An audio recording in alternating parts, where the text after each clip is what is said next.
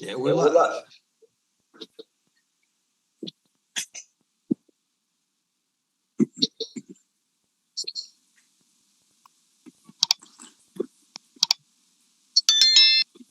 Well, that's you playing that? Yeah, we're live. Yeah, we're live.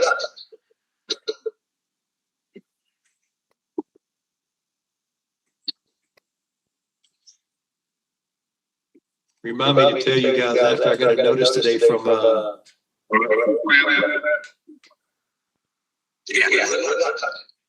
Somebody need to kill your speaker.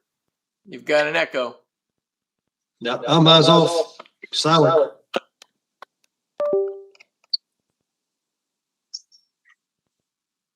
Remind me to tell you guys after I got a notice today from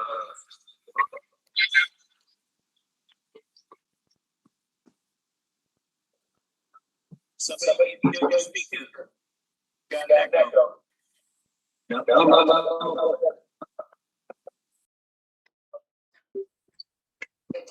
gonna have to tell you that.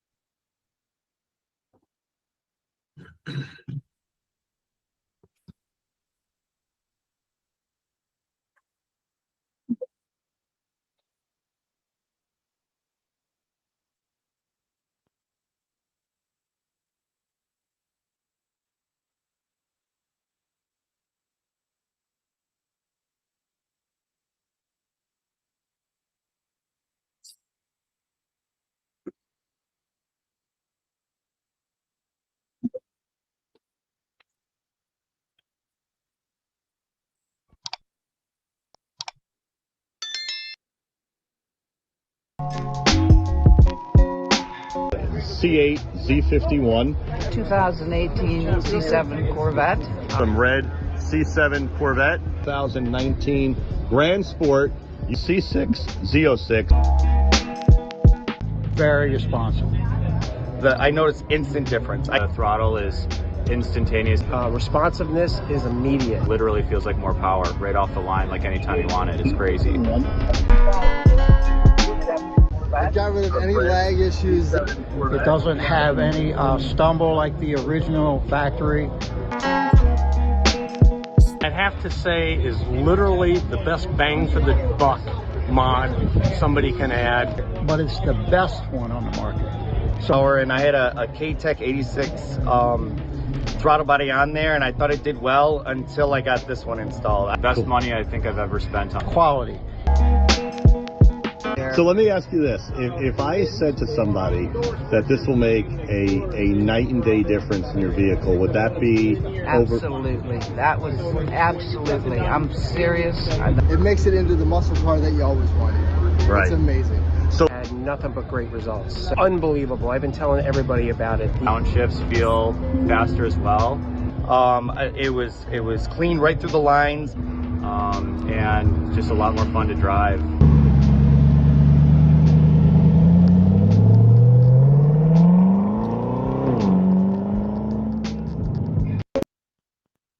Hey everybody, welcome back to Corvette Channel Live. We are live, guys. Glad to see you all. Hopefully you guys heard all of that and that you got to see that all those testimonials. Joe was able to provide those to us from Corvettes of Carlisle. We have a special guest on the day, and that is Joe from Solar Performance. They've been a sponsor of my channel for a while, and so we started to do the live shows, and I asked if he would be kind enough to join us. And so we've got him as a special guest tonight. So welcome, everybody. I appreciate you guys all tuning in tonight, too. Welcome, Joe. Welcome, Joe. thank you. And Scott, thank you for the opportunity. Hey, Kevin. Hey, Jack, and hey, all the fans. Yeah, no, we're glad to have you, Joe. This has been this product has been something that we all of us have them in our cars right now, and I've lost count. I've installed hundreds of these at different events and that type of stuff, and gotta say, probably the very best bang for your buck mod you're ever gonna get. And I've had a lot of people ask questions about what it is, how it works, and and I try to explain it, but what better way to be able to get that information out there from the horse's mouth, right? I mean, I've listened to you describe it before, and you make it sound way better than the way I put it. So there's a lot of things that people they have so many questions about it, and I just thought, well, this would be a perfect opportunity to have you on, and I'm so glad that you joined us. So so I know that I've got some questions here written down. Do you want to just kind of talk about it a little bit and up front, and then I can ask you some questions, or how would you like to go about doing it? Yeah, no, that's perfect. So yeah, maybe just as a bit of background, how I got connected with solar, I think, is always a pretty interesting story. So much like everybody on this call tonight, I bought a C8, and I had a C7 as well, and I was kind of hoping with the C8 that they would improve that sort of Corvette lag that I think we're all familiar with. And so I bought the car. I ordered it before I ever drove one, because obviously nobody had any at dealerships when I ordered mine way back when. And it came in, and I drove it and loved it. Don't get me wrong, but once again, when the light changed and I hit the gas, it kind of thinks about it, and then it catches on and it goes. And I said, my God, why is this so hard to fix when you've got a 495 horsepower engine? And for those that don't really, remember the days, but I'm sure most on this call do, there's a lot of reasons for it. And we'll talk about those, tonight. And so when I bought this product, I saw it on the Corvette forum. I'm talking about the throttle controller. And, I was a disbeliever like most. I'm a very skeptical person. And when I heard it adds no horsepower, it added to my skepticism. And I figured, well, you know what? There's a 30-day, no questions asked, money-back guarantee that we have till this day. And I figured, all right, here's the way this is going to go. I'm going to get it. I'm going to install it because I'm fairly handy. And I'm going to send it back probably in about 2 weeks. And all the people that call these things snake oil are going to be right. And just the opposite happened. I put it in, I set it on sports 7 or 8. I hit the gas pedal, and much like the people, as you know, Scott and others who've installed it for their friends, as soon as you go for that first ride with the new driver who has never had it before, they literally say what I said, which was, holy hell, this is crazy. Why didn't GM do this? How is there no more horsepower? Is this the same engine? And those are all pretty bold statements, right? And I don't say those lightly, but literally that's what it felt like. So I was elated because I'm like, wow, this is the car I thought I was buying. And so I immediately called up the number, and I asked, to speak to Mike, who's, one of the principals. And we had a great chat, and I thanked him. And I said, listen, I'm sort of semi-retired, and, I ran sales and marketing at a few different companies. Have you guys thought about adding any sales folks? Because you're really kind of a good kept secret. And he said, as a matter of fact, we are. And fast forwarding 6 months later, it's about 2.5 years ago now, I sort of signed on part-time, and now I'm working with them. But I started as all of you, and it really was the passion for the product, frankly, as well as the throttle bodies. And I can get pretty excited about stuff when I believe it, and I wouldn't do it if I didn't believe it. So that's a little bit of the background. And then the Joler name really came about from Horsepower Obsessed, where one of the gentlemen basically said, well, Joe, is it solar? It has to be Joler. And it just kind of stuck. And so now when I go to Carlisle and walk around, people are like, hey, are you Joler? And I'm like, yeah, I guess you could say that. So that's a little bit of the background. I'll talk briefly about the products, and then Scott, if you and Jack and Kevin want to just fire away, and anyone in the audience, is probably as good a way to do it as any. Okay. But let me just walk through the products and try and give a little bit of an explanation of how they work and why they work. And then, we can go from there. So I'm going to start with the throttle controller.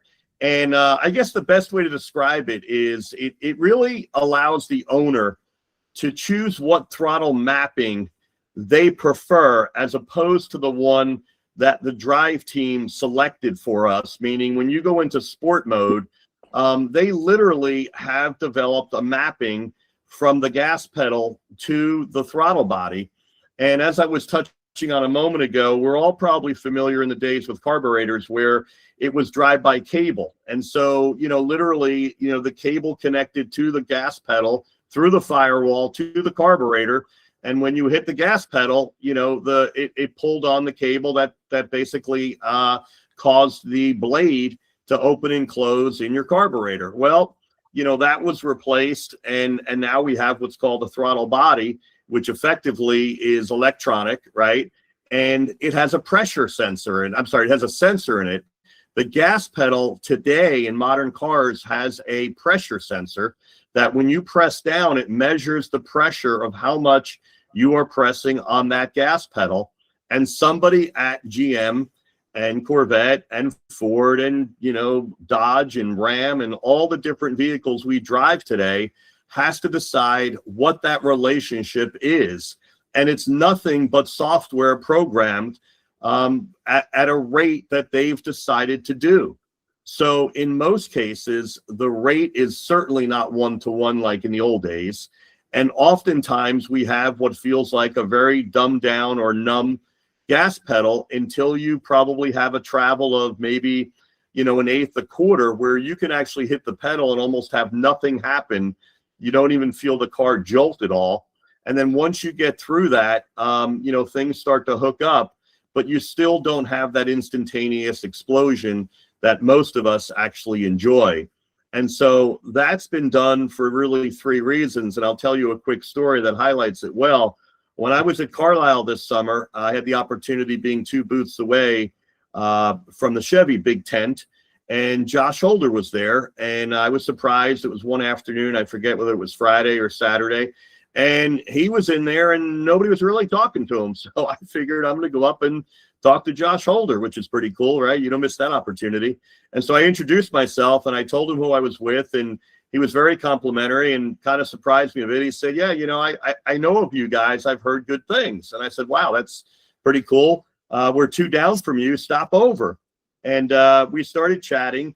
And I said to him, I got a couple of questions, if you don't mind. He said, no, fire away. And I said, who's responsible for when I hit the gas pedal in sport mode versus track mode to what that reaction time and or response is? And he said, well, it's a drive team of 5, and it includes me, Tony Roma, and 3 others. And I said, okay, that's cool. I said, so, you know, how does it all happen? He said, well, we go out and drive the car, and we drive the car, and we come back and we meet, and we drive the car, and we argue, and we drive some more, and we argue. And voila, whoever argues the least by the end of the many hours, that becomes sport mode. And I said, oh, cool. I said, how does track mode happen? He said, pretty much the same way, only with a different mapping. And so the point of the story is these are simply mappings. That's all they are. And so when you know the difference between track and sport mode and you feel that differential, that is just all software being mapped at those different throttles, whereby you get different reactions, you get different things happening. In the case of the exhaust, you've got track opening fully, but that pressure sensor of gas pedal and the throttle body response and how much it opens, given the amount of pressure, can all be controlled. And that's why your different modes feel much more responsive than others. Put the thing in weather mode and you feel like you're crawling. Well, that's to protect you in bad weather. So if you hit the gas pedal harder than you intended, you're not going anywhere very quickly, because in bad weather, you certainly don't want to be having, you know, unadulterated acceleration. The extreme of that is track. You hit the gas and, you know, you're going to accelerate, you know, very, very quickly compared to the other modes. So at Solar, what we've done is nothing more than give you more options. So instead of just having, you know, the proverbial, you know, set that we're familiar with, whether that's track, you know, weather, sport mode, we give you 10 different modes, and we give you 64 total variations of different ways to set that.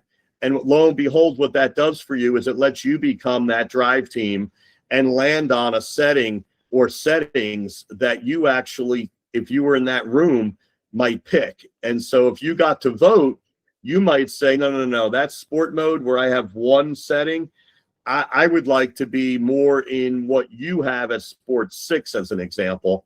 And, you know, I asked Josh that. I said, why don't you have sport 1, 2, 3, 4, 5, and so on? And he sort of said, don't get me started. And then I kind of pushed him a bit, and I said, look, I'm not going to ask you to violate any things, but can I take a few guesses? And he said, sure, go ahead. And I said, I'm going to guess the first reason is miles per gallon.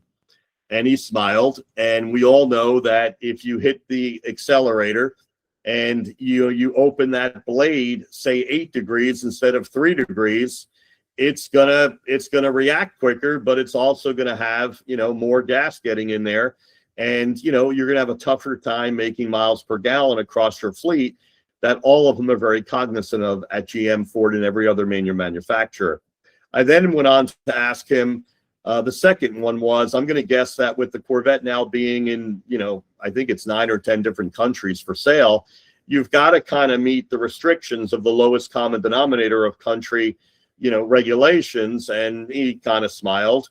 And then I said, the third one I'm going to guess is safety. And you've probably got some lawyers there that don't necessarily want to see on the news that somebody accelerated yet again and went off the road into a telephone pole. And that probably is not good for sales or legal battles. And he sort of smiled. And I said, well, listen, this has been a really good chat. Thanks so much for sharing the different mappings of the throttle. And so, you know, that really is what's going on with the throttle controller. And the reason why it adds 0 horsepower is just simply, it's just recalibrating the amount of pressure and the amount of throttle opening you're getting given an amount of pressure.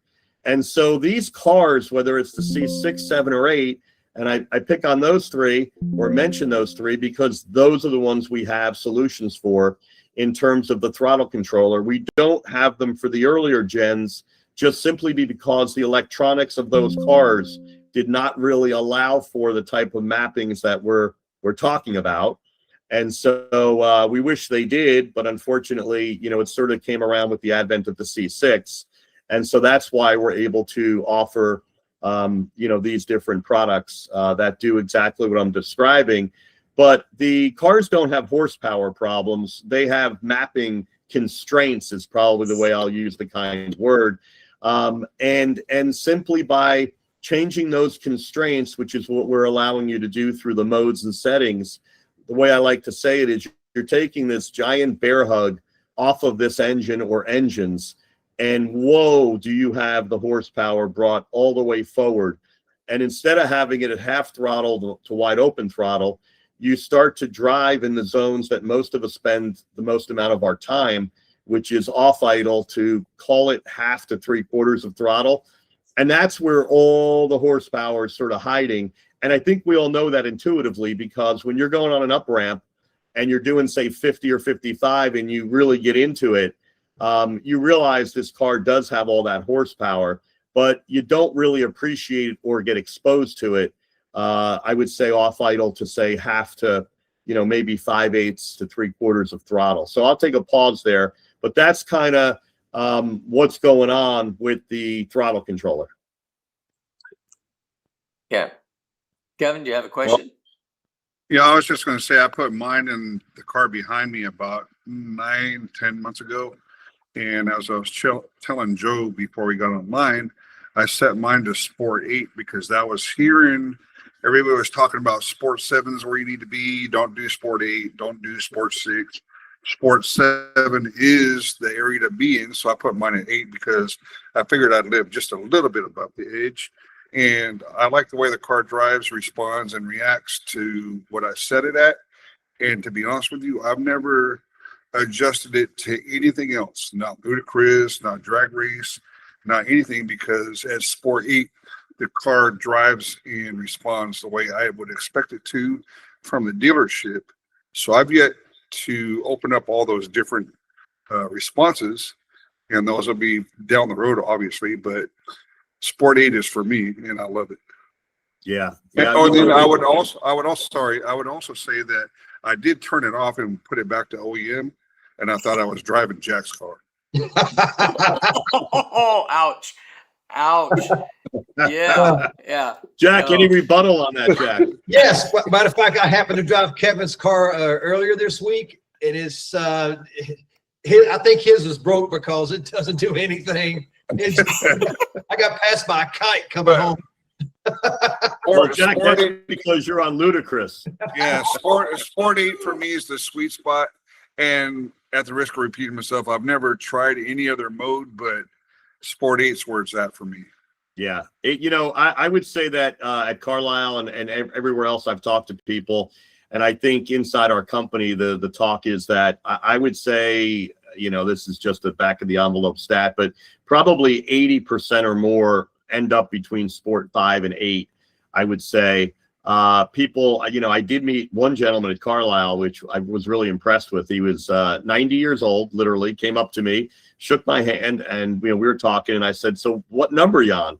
And he said, "I'm on Sport 9. And I said, "Wow, I'm embarrassed." I said, "I'm 60 and I'm on Sport 5. So it was sort of a joke, but that's the beauty of it, is really, there's no right or wrong answer naturally, and there's no right or wrong mode. It really depends on your style of driving and whether you like that instantaneous sort of, muscle car, neck snapping in the back of the seat feeling, or if you want something much more linear. So, one of our folks at the company, actually drives, in comfort mode, which sounds kind of, sort of crazy, but there are 10 settings, and he drives in comfort 8. And so if you haven't tried it, it definitely is way better than OEM, but it gives you much more of a linear acceleration where you don't really have that, jolting going on that, of course, I love personally, and that's why I buy these type of cars. Sounds like, Kevin, you're on the same page as that. Yeah. But there's some people that they want that smooth, like really good. We have a friend in the house that likes that. Yeah. Yeah. Yeah, Well, we want his name, Reggie. Yeah, I know, right? You won't give him his name, just his initials, Reggie. Yeah, there you go. He wants the Corvette to ride like a Cadillac. Yeah, and they do for the most part. The C8s, they ride like a Cadillac. But Joe, I got to go right along with you. I'm at Sport 5, been there. I've played with it all in all the modes, but that just seems to be my happy go-to spot, right? So yeah, I have to agree with you on that one. I know we've got some other questions, but there's one that just popped up here, and it's more of a comment, but I think it's something good to talk about. This one here, Joe, I'm going to bring it up on the screen. Hopefully you can see it. It says, I have a 7-speed manual in my C7, and I think the manual shift feels different than an auto, but even so, I can still feel the difference or feel the pedal lag. If I don't win a controller tonight, then I'll buy one. Okay, well, that's perfect. But we got it, as Joe, I think we did tell you that we are doing, Solar has been kind enough to give us 2 of them for the month to raffle off, and we're going to be doing 1 of them tonight. So, yeah, I mean, can you explain that? Because I know when I've set that up, I've seen in the settings there is the spot for manual. So can you kind of describe that a little bit? Sure. So we have many manual drivers using our product. And, I've got some in my Corvette club, has a Z06, and he loves it. And so there is no degradation of saying, well, it probably only works really well with, an automatic versus stick. We do have a setting, as you mentioned, in the settings tab, and it allows you to go to manual. And so most people don't necessarily have to use that. That's generally for people that, are not the most tremendous shifters, if you will. So it acts as an aid for those folks that are, not as smooth, let's say, with the manual, and it just makes it easier to handle and drive. But I'd say, we very rarely have anybody who's been driving a manual for quite a while land there. They were usually just fine in the regular setting, and it's equally as exciting and beneficial in a manual car as it is in an automatic.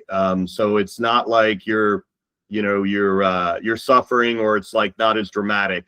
Like I said, we've got plenty of people using them in manuals, and their reactions are identical with the, holy hell, OMG, I can't believe, Corvette didn't do this, as Kevin said, right off the line, at the factory. But it's a reasonable price to make it like it is. Well, since we're talking about adaptability, let's talk about the fact that you can, because Scott, Jack, and I, we all go to the IMSA races in Monterey, and this is probably one of the few times that we park our cars outside. Yeah. And we love the ability to turn our gas pedal off. Yes. So whoever's going to steal our car can fire up the engine, that's fine, but they're going to have to idle out wherever they're going. And by that time they get out to the front gate, everybody's going to be notified.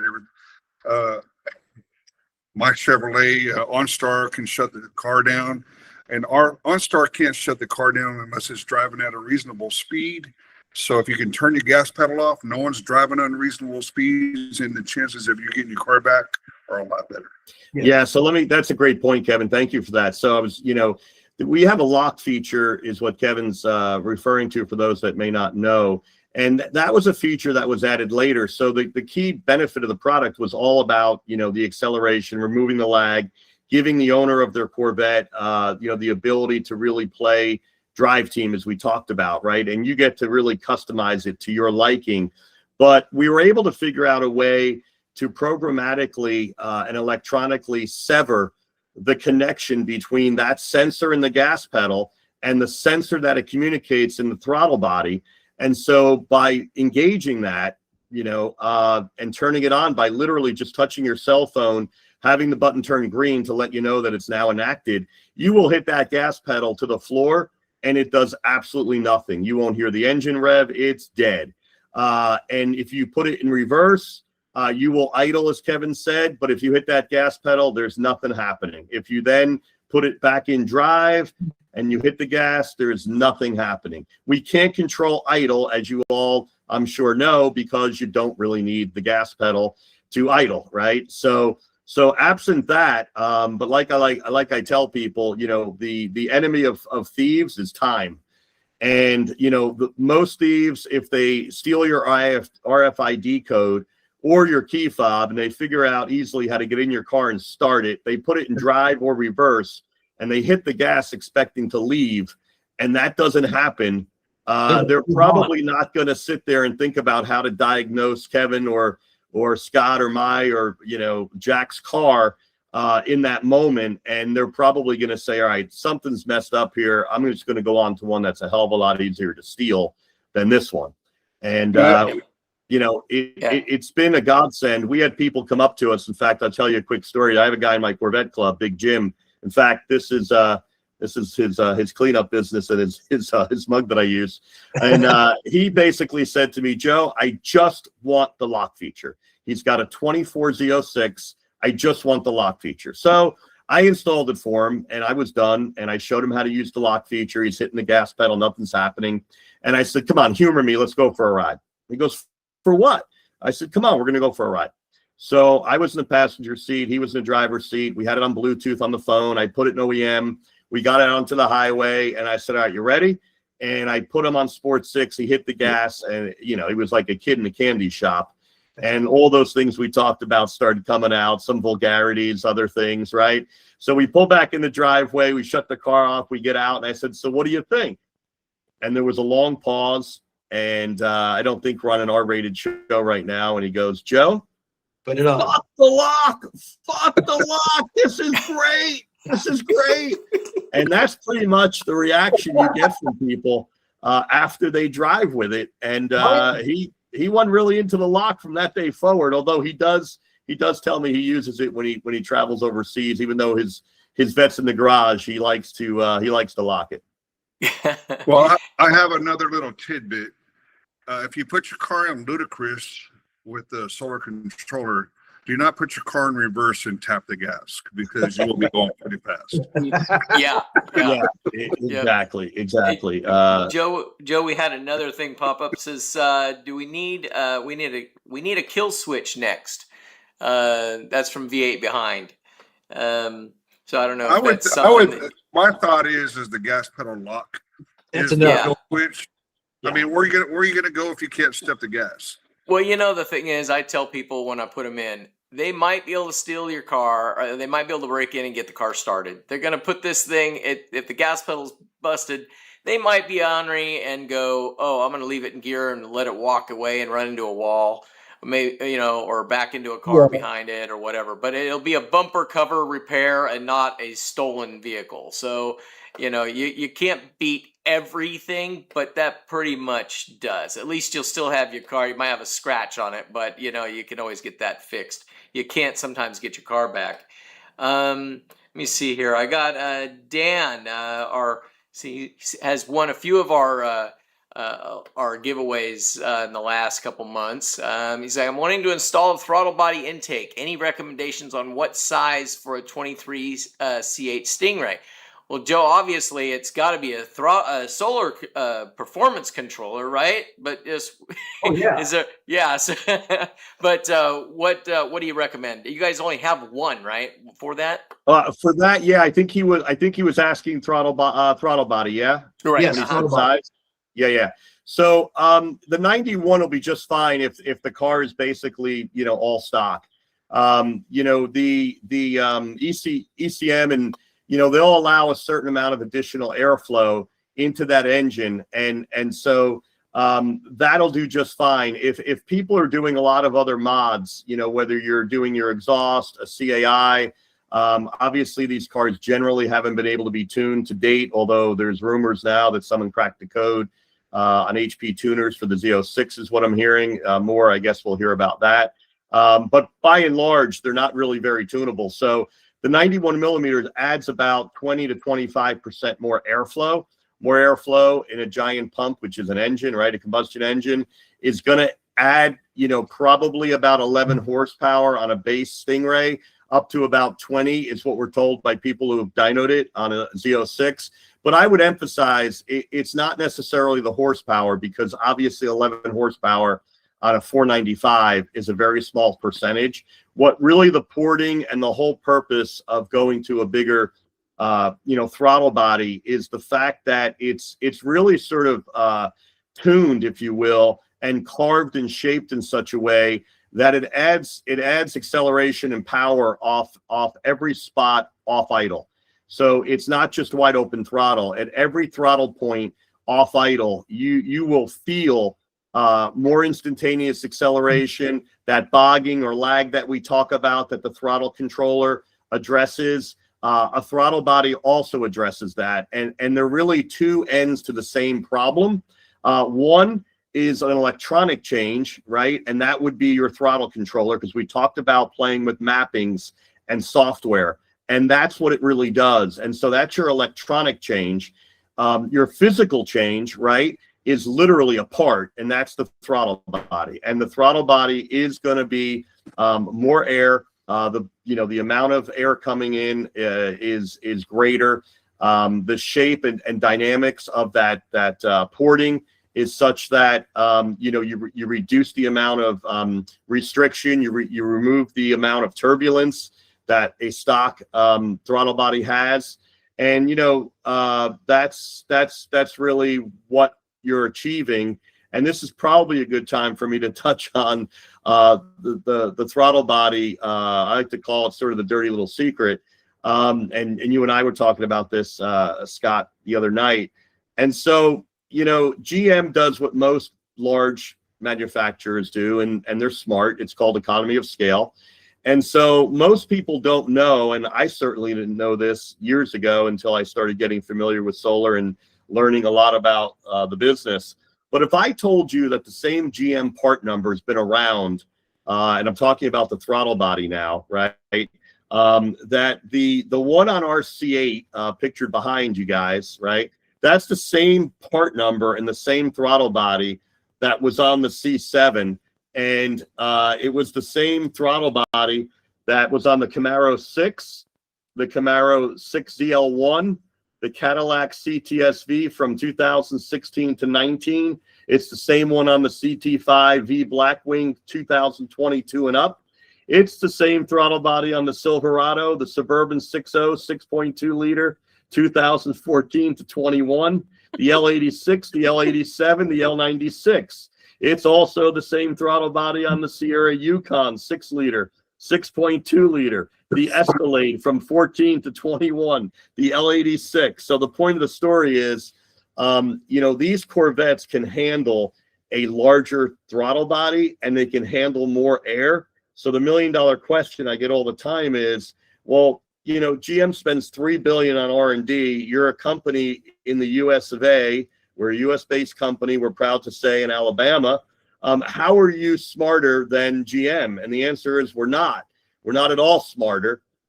If you look at who they buy their throttle bodies from, GM does not make throttle bodies. Most manufacturers do not make throttle bodies. BMW uses Bosch. GM uses AC Delco. AC Delco makes an 87 millimeter.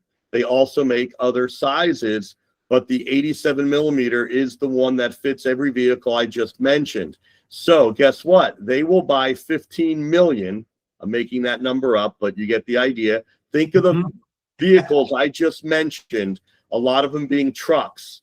Think about how many trucks a year and the other vehicles I mentioned they sell.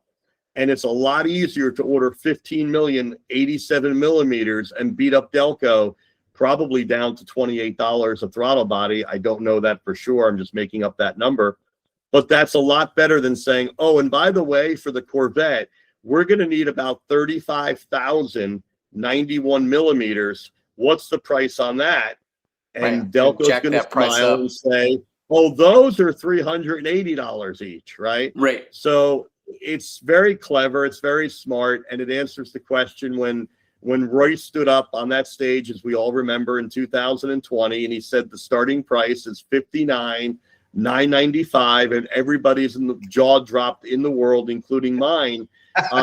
That's how you build really, really incredible vehicles for prices that nobody can compete with, because GM and Ford and BMW and, you know, all the others can do these economies of scale. Well, No, Joe, I know there's took going to be something popping up there. Can you give anybody an idea of what the costs for the throttle bodies are? Because I'm sure it's going to pop up. That's what everybody wants to know. Yep. Sure. Sure. Hey, So Joe, before you with tell the- anybody, everybody, Uh-oh. hit the like Wait. button, hit the subscribe button. You guys have Right. got to be able to do this. You got to help the channel, guys. I'm not bugging you all the time, but please hit those buttons, okay? Come on up there and do that. Now, Joe, you can go ahead and tell them. Sorry, Joe.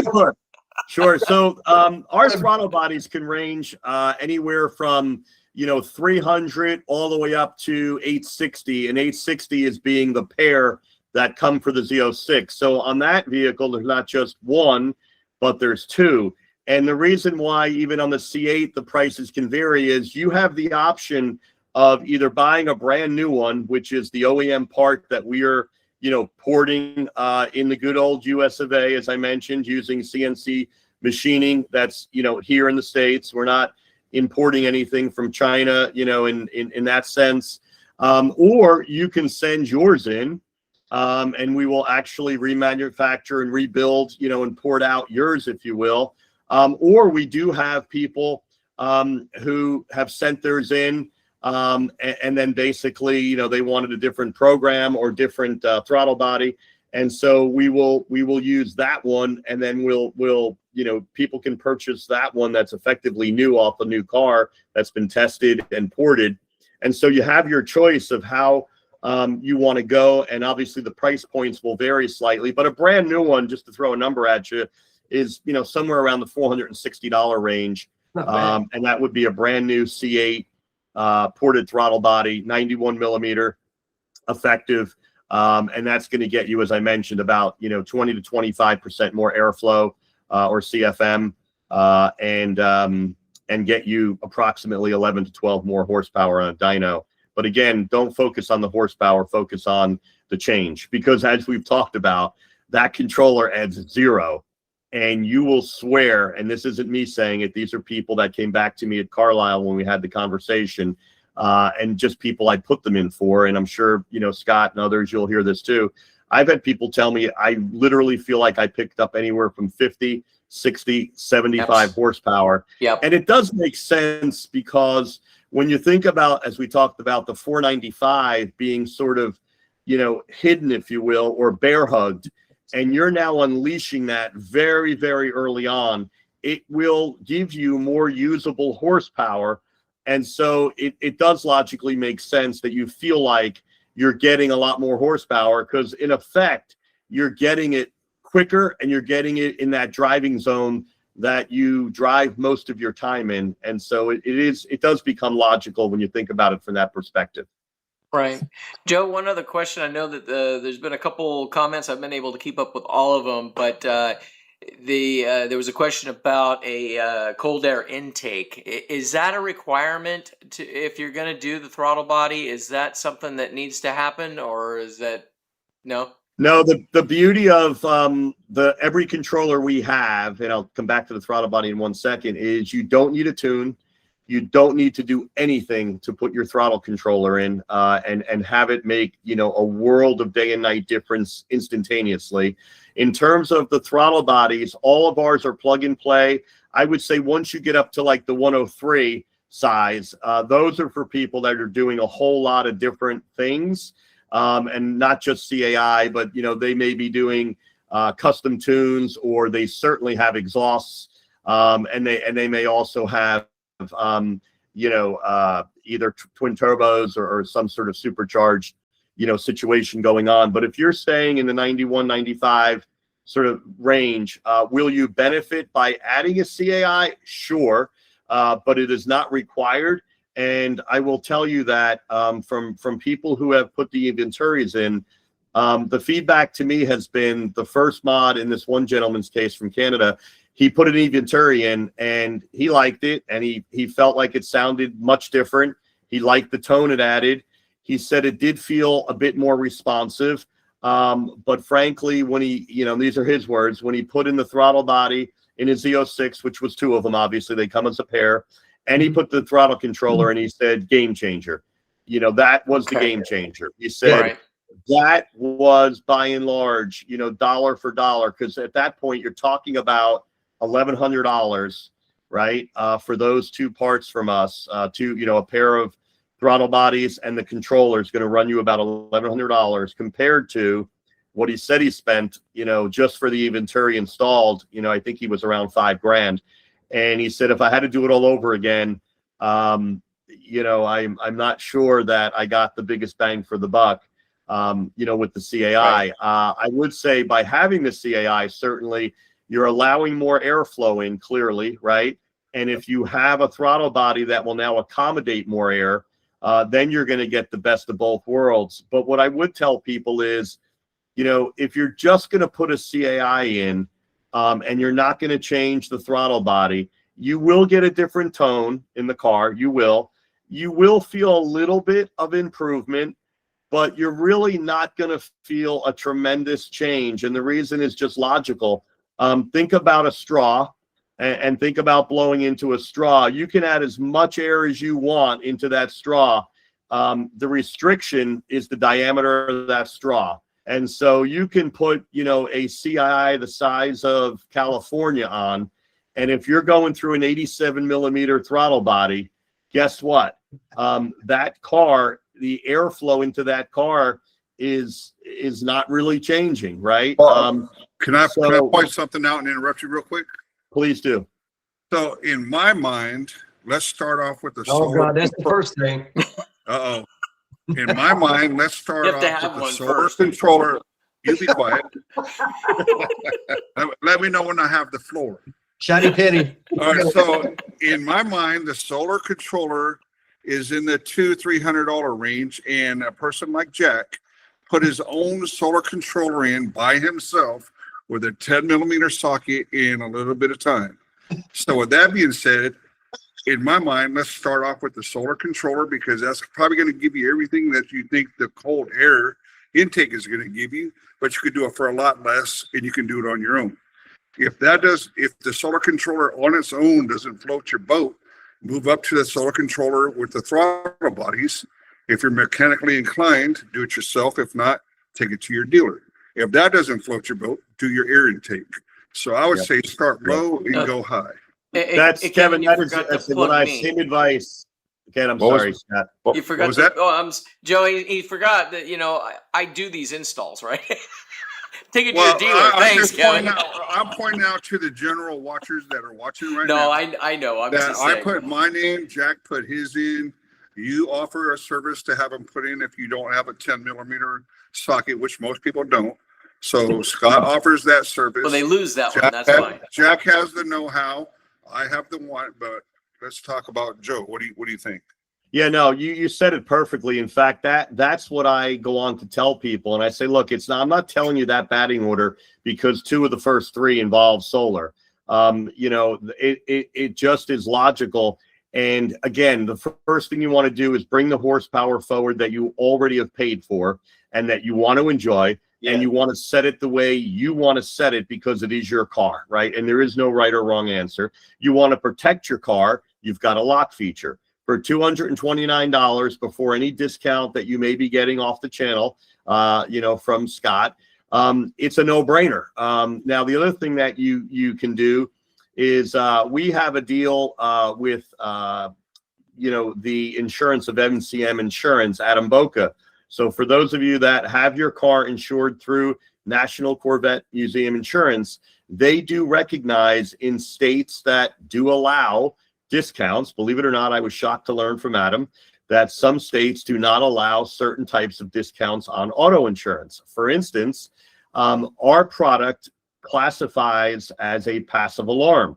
So we have demonstrated with approval by having our product and you being able to literally shut down that gas pedal, that will get you a discount in states that honor discounts on auto insurance. And, you'll have to talk to the folks at NCM to find out if your state is applicable. I can tell you factually in New Jersey, everybody who has this device is getting, who has NCM insurance, is getting a discount, unless they've maxed out on, various other discounts already. That's a nice perk. You can talk to your own insurance company about the product, describe what it does, describe that other insurance companies are crediting a passive alarm feature, and see what they'll do for you. But that's the batting order for that one. And then you can move on, as Kevin suggested, and put in the throttle body. And then if you still think you want even more, acceleration and power, then certainly a CAI is not out of the question. I will tell you that most people I've worked with, and I'm in 2 different Corvette clubs, by the time they've put in the controller on Sports 7, 8, or 9, and they've put in the throttle body, they are pretty contented, quite honestly. The other thing I would advise, though, Kevin, when you're on a C8, since you have to take the trunk apart, you have to take the firewall out, and you have to take the airbox out. If you're not going to do a CAI just because you don't want to, or you don't think you have to, I would highly suggest while you're in there, though, do yourself a favor and get a low restrictive air filter, and put that in. AFE makes a really good product. Attack Blue makes a great product. There's several of them out there. They're not that expensive. And believe it or not, the engineers at GM, they do a pretty good job on airflow. It's the damn filters that sometimes add the restriction. And again, why? It goes back to what we talked about earlier. They've got a whole bunch of regulations to meet globally that you and everyone on this call, we don't have to play that game. So there are less restrictive filters on the market. GM just wants to put those numbers on the Maroney sticker about how great their car is and how much gas they can save you and this and that. But at the same time, we're paying a gas guzzler tax here in California, so let's tear it up. Yeah, I agree You're with paying it everywhere. My agree point with is, we this one didn't keeps. buy these things for gas. No, for no, gas. we sure Yeah. did. Joe, I keep bringing this one up. Let me just reiterate this one last time before I get off my topic. One more time, Kev, go ahead. The solar controller for me, I like to drive fast. Trust me. I like to But you drive only do it fast. in Mexico, right? Yeah, well, or on the track. I Oh, like to you're- drive fast. I'd like to drive fast, and I'm going to tell you that the $230 throttle controller is where I stopped because it is adequate. It is adequate. It is adequate. You won't be disappointed. Yeah, no, Yeah, I and I don't know really if you- have. I do have to agree. There's one thing. This one keeps coming back, and I want to keep it before we lose it in the chat. Good question. It says everything's mechanical. Everything that's mechanical will break at some point. What happens if that was the case? Can you remove it from the car and go back to OEM? And yes, you can. But Joe, I'll let Like in you- 15 minutes. 15 Yeah. minutes, you can remove it. Remember when mine quit on me, Scott? I'm on C7. Yep. Yeah. But It's- but my that car- wasn't a solar controller. That was No, a. not solar controller, no, it was not. And I'm the one that installed that, so it probably was my fault. Well, that's probably his fault. Yeah. So- Yeah, well, at least you come clean about it. Hey, There you go. let's get back to solar. So what are we doing? Yeah.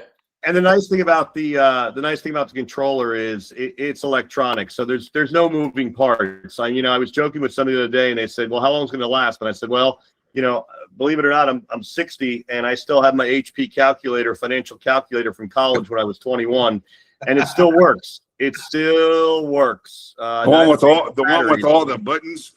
Yep. Yep. A second function. All that. Time value of money and all that good stuff, but. Point being, yeah, they can go, certainly. But, we do have a 1 year on the product. And when you buy the product for, $19.99, you can extend that if you want to. It's optional for another 3 years. So, it's really not a big issue for you. It doesn't really go bad very often, honestly, because there's no moving parts. Now, when you come back to the controller, obviously you do have mechanisms, you do have electronic parts. In many cases, we do use the OEM, throttle bodies, and then we're porting those and working the magic to give you better performance at every point off idle, as I mentioned. What most people don't know, or not everyone knows, is that our company is rather unique in that we also manufacture our own proprietary throttle bodies. So in the case of the Z06s, those are not GM parts. That is our own built throttle body. The components inside of it, we do not build, meaning we're not an electronics company. And we will use the best in breed electronics from around the world. What I mean by that is Hitachi and a lot of other companies that are making these parts for BMW. They're making them for Audi. They're making them for Porsche. As I said earlier, BMW does not make their own throttle bodies. In fact, I don't know any global major manufacturer that makes their own throttle bodies. Toyota doesn't, Nissan doesn't, BMW doesn't, Honda doesn't. So when we are making our own proprietary Z06 throttle bodies, we're not just using, parts that, you can buy cheaply. We're using the same types of electronics that are actually in these other global throttle bodies. Why do we do our own? Because in some cases, the gains and things we wanted to be able to give all of you were not achievable with the GM throttle body. Why?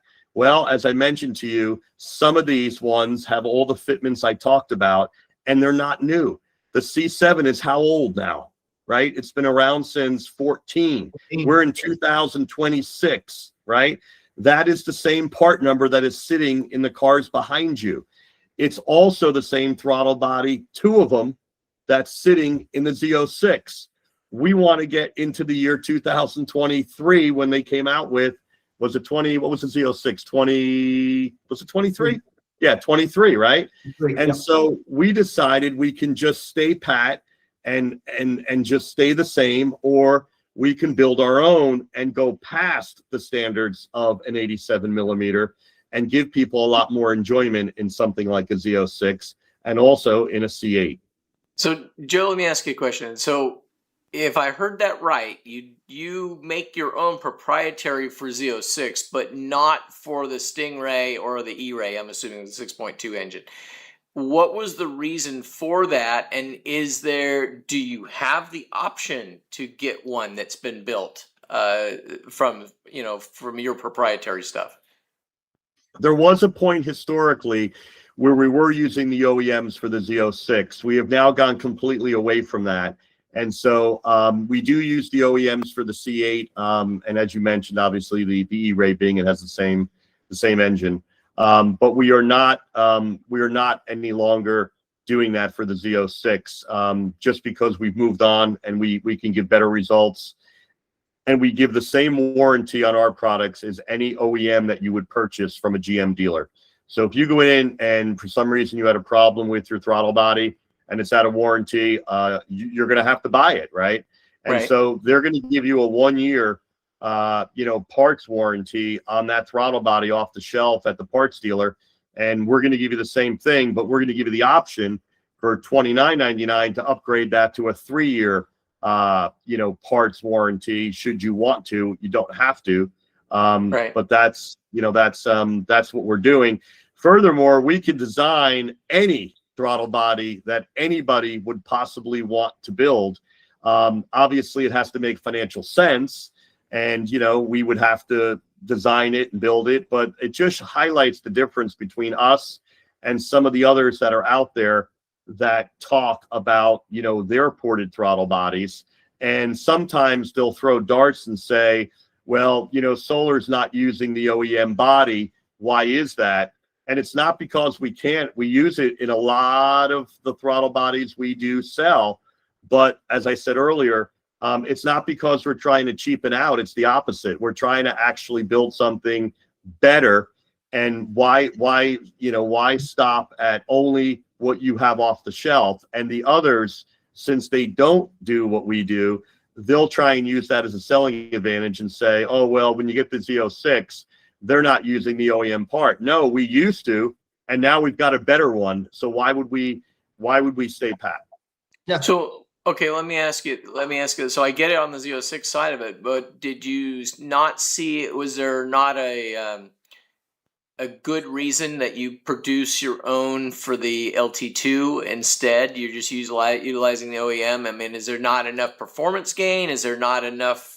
What was your reasoning on why you updated on the Z06 side and not on the base cars? Yeah, so the engines perform differently, obviously being a flat plane, right? That's one. And two, you've got two throttle bodies rather than one. So the potentiality is very different. And gains you can potentially get are different. And we didn't want the stock one to be the bottleneck of why we couldn't bring more air and more horsepower to the solution. Okay. We're good. All right. So let me ask the elephant in the room. Have you guys already started thinking about the LS6 and starting to get your hands in on that? I know it doesn't exist, but where's that? I know, but where's that going? And how long did it take when the Z06 came out? How long did it take to adapt your equipment, like the throttle bodies and the solar controller to that? How long can a person expect to wait once the Grand Sport does rear its head?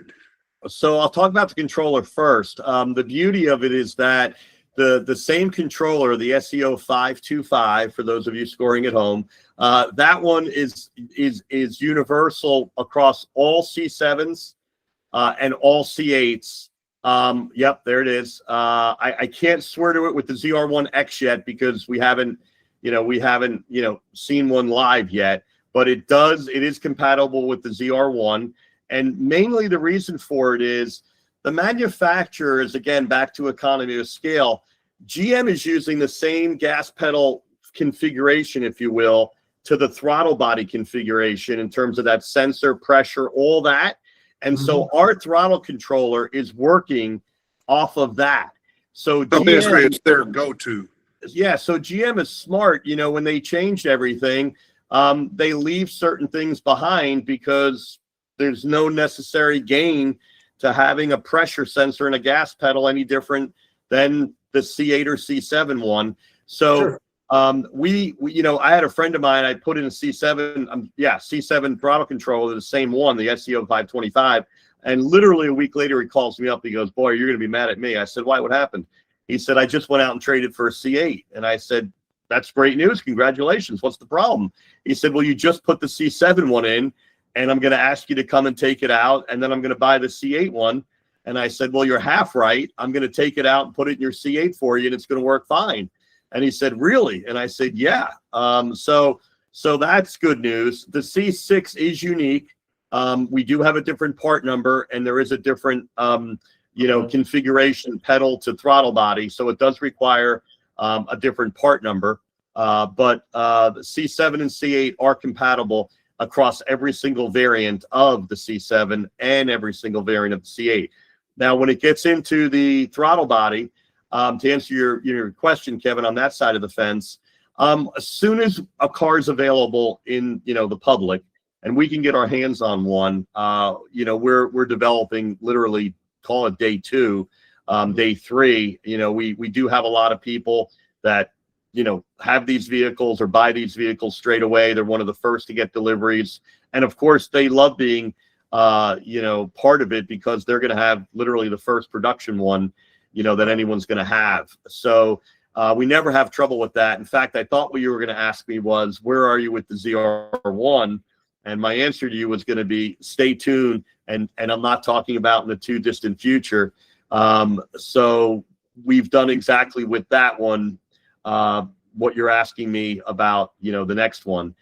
So that one's going to be being released fairly soon.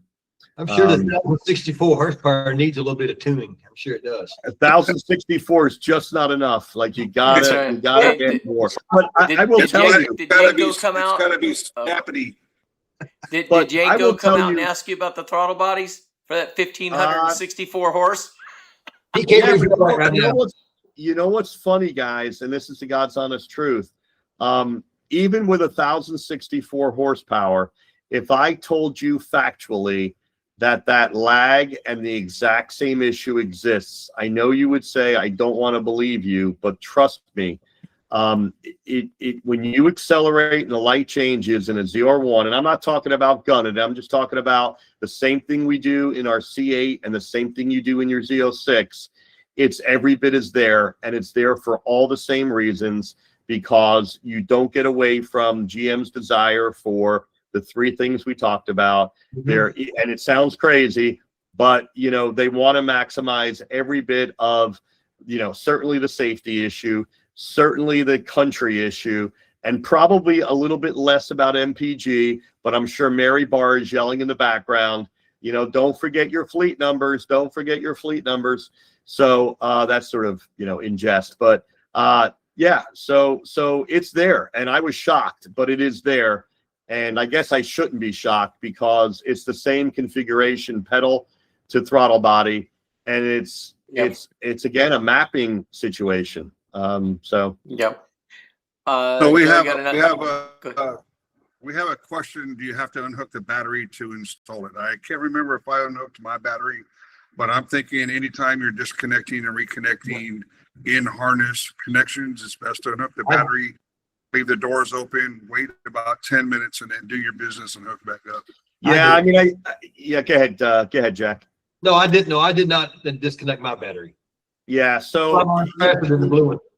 yeah, you technically do not have to. Our operator guide and some of the videos do recommend doing that, because that's just a fail safe. Anytime, you know, you're touching anything in your car electronically, it's just good practice. The reality is, if you leave your car door open, and I like to leave the hatch open, because it has the two sort of lights in the back, and sometimes during the daytime it's easier to see those time out or go off than it is to see the door.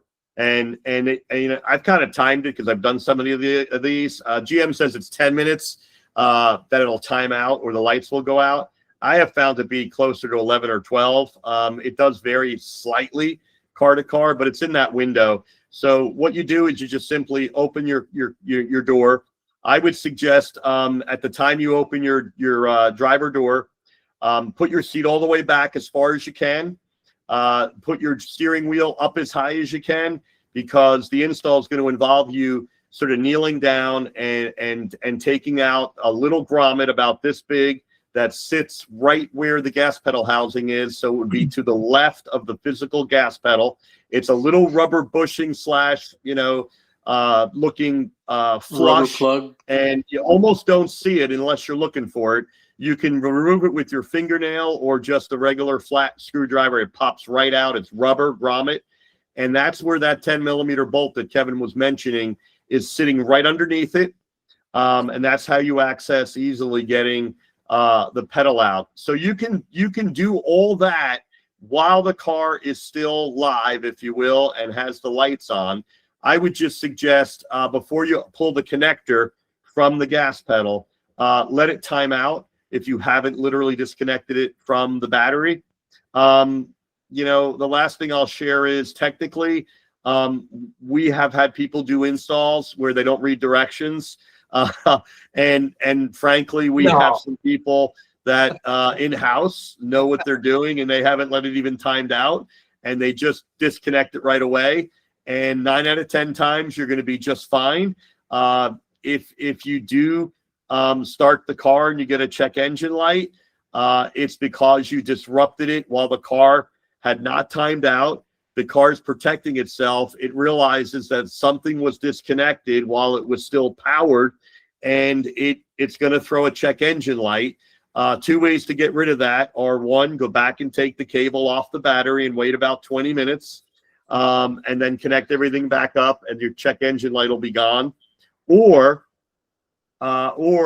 just simply drive the car and cycle it on for about 3 times as you're driving. Shut it off, start it up, drive again. And as most of you know, these cars are computers. They're constantly diagnostically checking themselves. Is the ABS system working? Is this working? Do I have an electronic part that was disconnected? So it thinks that it's got a problem. And then once it cycles through and says, gee, everything's running perfect, I can go ahead and shut that check engine light off, and it will. But I prefer, frankly, and Scott, I'm sure you've done enough of these, when you're putting an aftermarket part in for somebody, the last thing you want to see or see that client have is turn the ignition on and see a check engine light, because now you're doing a dance. Because they will be back. And even though your dance is accurate, you're going to sound like, you know, you just ruined somebody's car, and you're dancing to try and convince them it's okay. It's okay. That check engine light's going to go away. Trust me. Yeah. And it will. But Kevin, you don't want to be there. You don't want to be there if it's not your car. What was that, Jack? Is that why there's so many Corvettes at Scott's house all the time? Yeah, because they can't leave. That's right. They can't leave. Yeah. Hey, I'm going to go off camera 1 second. I'll be right back. I have to do a bathroom break. I'm going to just go off to plug the PC in before I lose power here. So I'll be back in 2 seconds. Okay. Don't forget, everybody, hit that like button. Yes, guys. Yes, please hit the like hope button. Hope everybody's enjoying the show tonight. Very informative. Joe has very knowledgeable of the stuff. So we've got a lot of people that are chiming in tonight. You guys are asking some really good questions. That's awesome. There is one thing that I'm going to ask Joe to talk about when Kevin gets back. We can just kind of, you know, what we'll do while we're waiting on Kevin. We're going to do our thing for real quick for Don's car. I'm going to go ahead and put that up on the screen here. So I don't let me see if I have the notes here on this. So you guys should be able to start seeing that here in a second. It's a 2019 Chevrolet Grand Sport. And it's going to start cycling some pictures here. It's got 41,000 miles on it. It's Admiral Blue. How fitting that it happened to be a Grand Sport in Admiral Blue when we were just about ready to see a C8. It's a 2LT. It does not have nav, which I'm really surprised, but I guess in these days it really doesn't matter too much. It is an automatic, and he has just put he's got some new wheels and Michelin AS3s on it. And I'm going through his list here. It's like some of this stuff is pretty much just standard. It has clear bra on the front of it. And he had the calipers done in red powder coating. It's been ceramic coated, window tinted, and he's got all of the color matched LED markers from Oracle on there. And he is throwing in the custom Grand Sport cover that goes along with it too.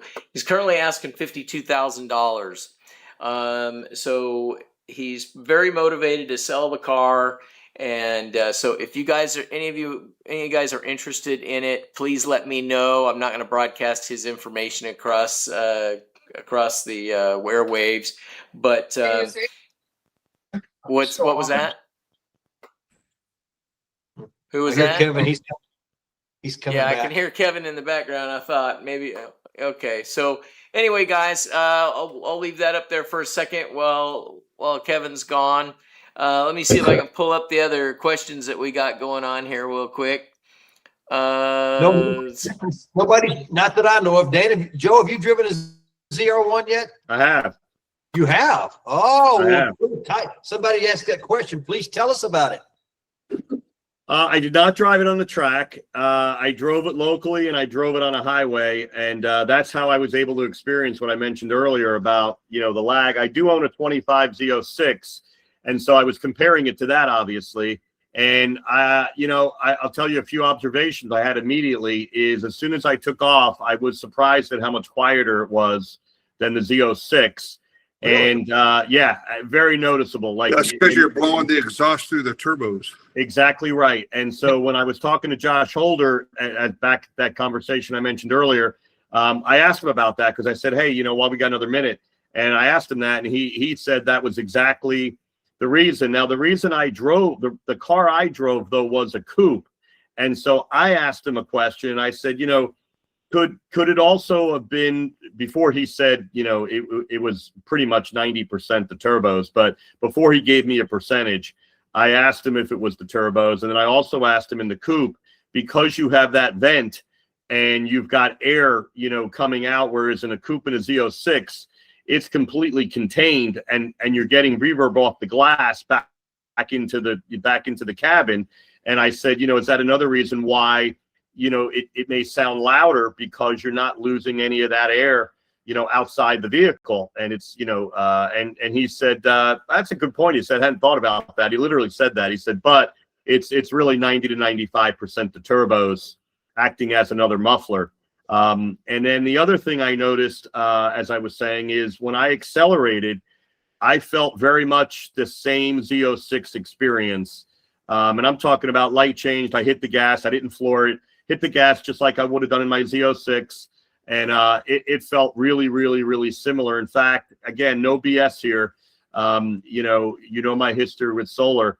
I was used to my Z06 with my solar on 5. And that to me had more punch off the line than did the ZR1 stock, just driving it locally. Now, when I got on the highway and, you're doing about 80 and then you get into the car, clearly, that's when, you've got, a ZR1, not that the Z06, falls away at that point, but that's where you start to really see it. And it makes sense because now you're starting to engage turbos. You've got a whole bunch of things going on that aren't happening around town for sure. And so, I don't have the advantage of telling you a track experience. I would not sit here for a second and tell you that on the track doing 110 to 190, solar or no solar on your Z06, are you going to be in the same stratosphere? So, just being candid with you, but I will tell you from, 0 to 70, I honestly thought the Z06 with the solar on 5 was more than adequate, and I'd be lying if I said I don't think it had more zip, certainly off the light, at the same pressure levels, at the same level of pedal. That's awesome. Well, So for me, Cancel I have the go ahead. You Go got a ahead, question, Kevin, Jack? cancel the order. Sorry. So I was thinking the turbos are the third and fourth mufflers for this engine. At the same time, I was thinking if I ever wind up with a 01, I might be willing to trade that off for the exhaust notes if there was a pretty decent turbo blow off. Is there a good dump turbo blow off? You know what I'm talking about? The whoosh. Yeah. When you're coming up to a stoplight and then you have a turbo dump, is that in the 01? It is. It's not extraordinarily loud, but it's there. So I, honestly, of the two, and again, I'm not talking about the track, and I've seen videos, as we all have, and that thing, blowing by at 150, 170, 180. I have not been in person to hear that, in all honesty. But I will tell you my preference of the two, driving, as I normally drive, probably 70% of my time, the Z06 was much more of an intoxicating sound. Yes. Consistently. People have asked me, am I going to change the exhaust on this car? And the Mhm. answer has always been no since day one. No. Why would I ruin something that is so awesome? I mean, I know there's a lot of titanium exhaust, there's cat deletes, there's more restrictive cats, this and that. But the Z06 exhaust, they really worked on it, and it paid off. I mean, it sounds totally awesome. Yeah, So I think that's an area you can save money in. Yeah, Yes. I'm not in a rush. I mean, I've heard different ones on the Z06, and honestly, I'm very, very contented with the throttle controller and throttle body and the stock exhaust on my Z06. And I don't have an air box. I do have a lower restriction filter in there. I just don't feel the need for a CAI, to be honest with you. I just don't. Agree I 100%, Joe. 100%. No, All right, yeah. Jack, I mean, make an appointment with Scott Yeah. tomorrow. Well, yeah, you're so funny. Well, I mean, Joe, I've got the throttle controller on there. I've got an Attack Blue air cleaner on it, air filter, and I've got an AWE touring exhaust, and that gives the car a great sound. I'm totally happy with that. And every one of my customers, when they come in for something else, they always want to hear my exhaust. And then when they're getting ready to leave and they don't have an exhaust on their car yet, I'll tease with them. I go, did you start your car? Because they can't hear it, right? And then the next thing you know, about a month later, they're buying an exhaust from me. So, it kind of goes hand in hand that way. But I love the way my car sounds. I mean, it's a total different world. It's a different sound than the Z06. But I think that I'm more of the traditionalist that likes the traditional, Chevy V8. And that was because, truth be known, I spent almost as much as Kevin did on his car, right? I mean, I could have bought a Z06. I just, what do you do? But yeah, I totally, the one thing I did notice is that without your controller, it feels like it's like somebody put a boat anchor out at first, and you've got that you really got to push the gas pedal to get the car to roll. Once you get it rolling, it's going. But up until then, it's like, and then it takes off. But it's we noticed. Yeah, no, I know you guys do. I've heard through my certain Corvette channels, which is YouTube and anybody else, and just anybody. But are you going to be able to pick inside or outside exhaust on the new Stingray and the new upcoming Corvettes, meaning 27 and 8? Not a Z06, but the Stingray and the Grand Sport. I heard that you can choose either the inside or the outside on either or. I've heard it's going to be an either or. I've heard that will be an RPO option for the center. Yeah, I kind of wish they didn't, but it sounds like they're gonna. I think. Well, the whole reason kind of exposed they put the Z06 exhaust in the center side by side is because when you're on the outside, it sounded like two separate 4 cylinders firing off, and they moved it to the center and it canceled each other. That's why you have the sound now. So I'd be interested to see how an LS6 would sound, or Scott's car would sound that moved to the middle. Would it make that much of a difference? Yeah, I guess we're gonna find out. But Scott, I think you have on your car. I'm a really big fan of the AWE Touring. I did have a C8. If I'd have kept it, I was going to do an exhaust, and we have a John in our club has that. Andy has that exhaust, and I think personally, if I were going to do an exhaust on a C8, that would be the one, because it literally sounds like, to use Kevin's phrase, that's how I would have expected that car to come from the factory. I don't particularly like the stock C8 in park when you're idling it. It's a bit too mid-range for me for an American Muscle V8. And I think the AWE Touring, it gives it that deeper tone. And when you're revving it, even in park, it gives it that, what you kind of, in my opinion, what you would expect. And it sounds great, obviously, in drive when people are pulling away, which is the most important part. But I just use the park only because of the analogy. When you're, hanging out with people, you're tending to be listening to exhaust in park, right? And I think for me, the AWE Touring, now I think the track one, honestly, is a little beyond me. It gets a little bit, it's just too, it's a little too loud. Yeah. Now they do make a conversion kit though. So if you decide that you wanted to get the track and you want to go to touring or vice versa, it's just a replacement pipe that takes out the resonators, the cans. So it's easy to change it if you want, but I can't imagine that much extra drone and that much, because the touring is totally quiet. I can sit there and talk to my wife inside the car and listen to my music, and I'm not having to blare it. It sounds great. As a matter of fact, I didn't realize how good the engine sounded until I was on the phone with a friend of mine. We both had our windows down, and I made a U-turn and went back the opposite direction, and I was like on the throttle, and I could hear my exhaust through his phone, right? And I'm like, oh my God, this sounds awesome. But I'm just kind of perplexed about you saying you were listening to your wife talk, or she let you talk. She let you talk? Of course she does. You're going to pay for that. You know that, Kevin, right? Yeah. Yeah. That's why we did the last trip to Scott's house. Well, you guys, one more thing. One more thing, Kevin. I want Joe to talk a little bit. This is a real big one. This one comes up all the time, and it's warranty. Okay. Yeah. So when you put one of these units, either one of these units, right, on the car, I get this question all the time. Well, is this under warranty?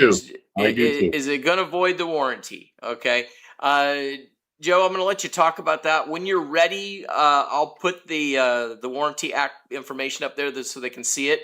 But Sure. just say, Sure. hey, go ahead and put it up whenever you're ready, okay? But just go ahead and take it away. Sure. So, the short answer is, any aftermarket product, if a dealership wants to find a reason to void a warranty, they're going to come after an aftermarket part. The reality is, and you can go ahead and put it up now as I'm talking. It's good, Scott. So there was an act created by Congress called the Magnuson Act, and basically the long and short of it is, back when it was created, I believe it was the 70s. Don't quote me. But the reason it was created is because manufacturers, and not just auto manufacturers, were basically finding ways to void warranties on consumers by creating all sorts of ridiculous answers to warranty problems, whether it was refrigerators, automobiles. And so Congress passed this act, and it's the Magnuson Act. And basically what it says is that you as a consumer are allowed to do your own work on products that you own, right? You don't have to have them serviced by the manufacturer. You're allowed to use different parts other than the company's parts of the product you bought. Why did that come about? Because Chevy, Ford, and others, we're talking the car business, they would love nothing but to have a monopoly, right? And so if you buy a Chevy and you need an air filter, and they tell you that if you buy anybody else's air filter, you're going to void your warranty, they've effectively got a monopoly now, because not only have they sold you the car, but they've sold you every future product that you need for your car, absent probably tires, right? And something that they don't manufacture. But everything else, they're going to say you need their part number. The fact of the matter is, the act says no. Consumers are allowed to use third-party parts as long as that part cannot be demonstrated by the manufacturer. You don't have to prove it, they do. The onus is on the manufacturer to demonstrate that the part that you're using is what caused the failure that you are bringing that vehicle in for. So if your air conditioner is not working and the guy opens up your car and says that you put a throttle body in, and unless he can prove that there's some connection between the throttle body and the condenser going, they're not going to win that. Okay, now they're GM, and you're going to have a fighting match with the service department. But if you pull this act out, chances are somebody at GM is not going to continue to fight you on something so absurd as a thermostat, and a throttle controller. Okay. Having said that, if it's an engine issue, they're going to basically want to say, oh, we noticed that you have a CAI. We've noticed that you've taken out our stock airbox. We've noticed that you've put throttle bodies in. We've noticed all this stuff, right? But again, remember this, the onus is going to be that they're going to have to demonstrate why it is that caused the failure. So what I tell people is, no, our products on their face do not void your warranty. If you are that concerned about battling them, then in the case of the controller, take it out. It's all of about 5 minutes, and don't even deal with the issue, right? Is it a little bit of a pain? Sure.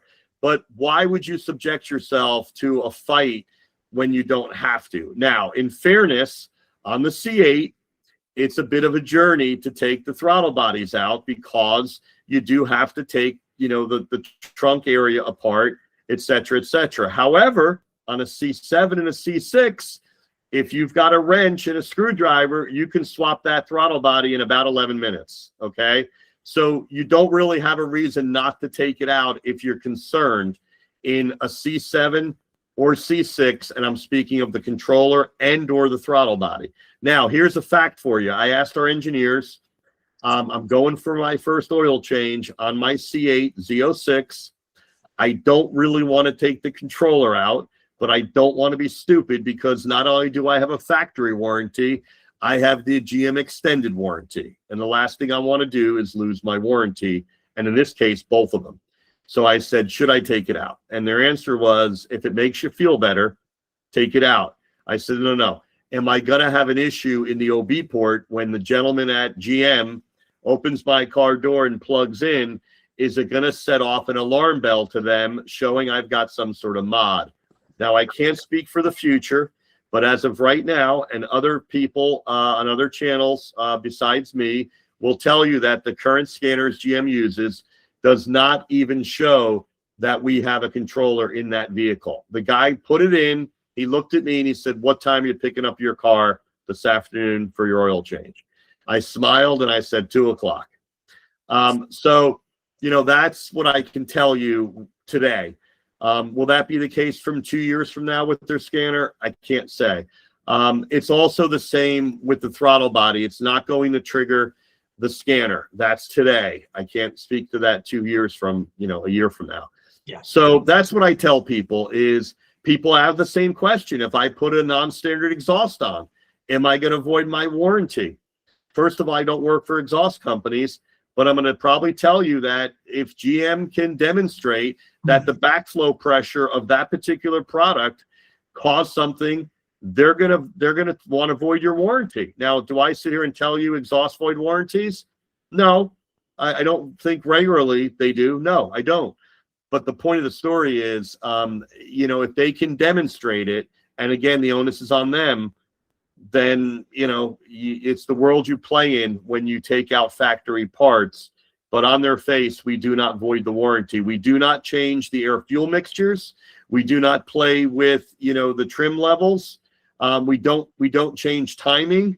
So, you know, there really isn't any change that's going on other than, you know, we've got more air coming into the engine that the car can handle. And the way I can demonstrate it can handle it is these cars would throw a check engine light, they would go into limp mode, and they would certainly protect themselves if they needed to.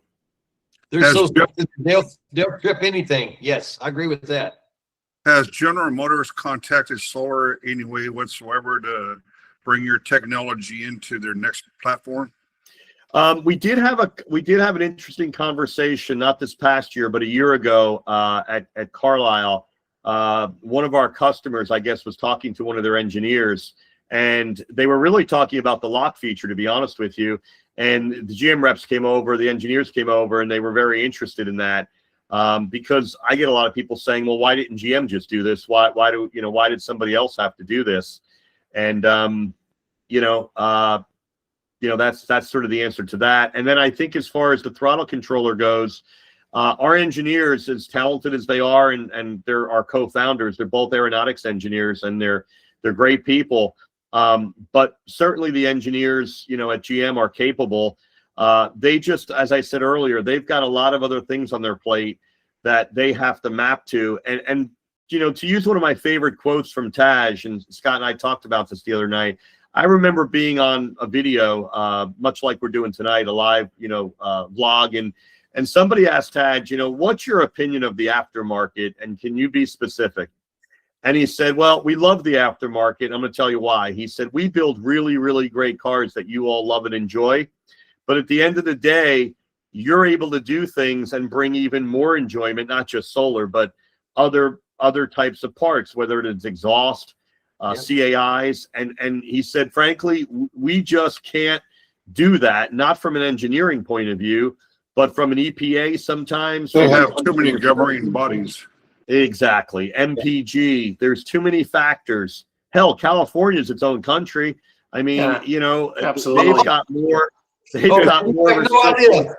I mean, you have no idea. I will give you Newsom if you'll take him. Oh, please. We've got enough problems here in New Jersey. Trust me, right?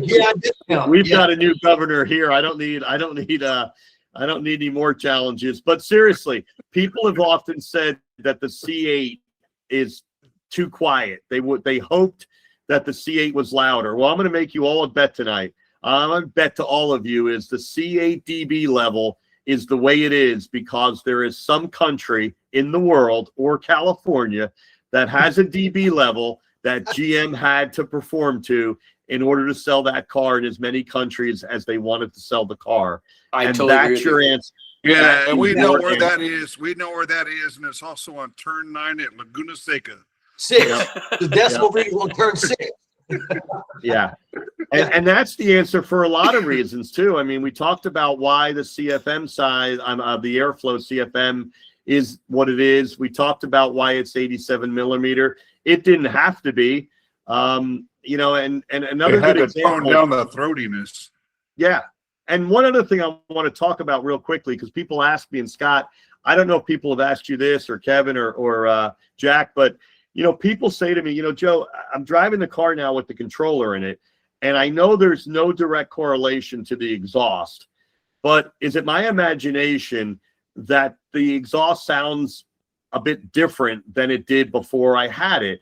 And I noticed it too, honestly, and the only answer I can share with all of you is no, you're not changing the exhaust note at all. But what you are doing is, because you're getting into your throttle and therefore you're mapping and gearings faster, you're hearing that tone that most of us like a lot better when we're doing 45 in town or 50.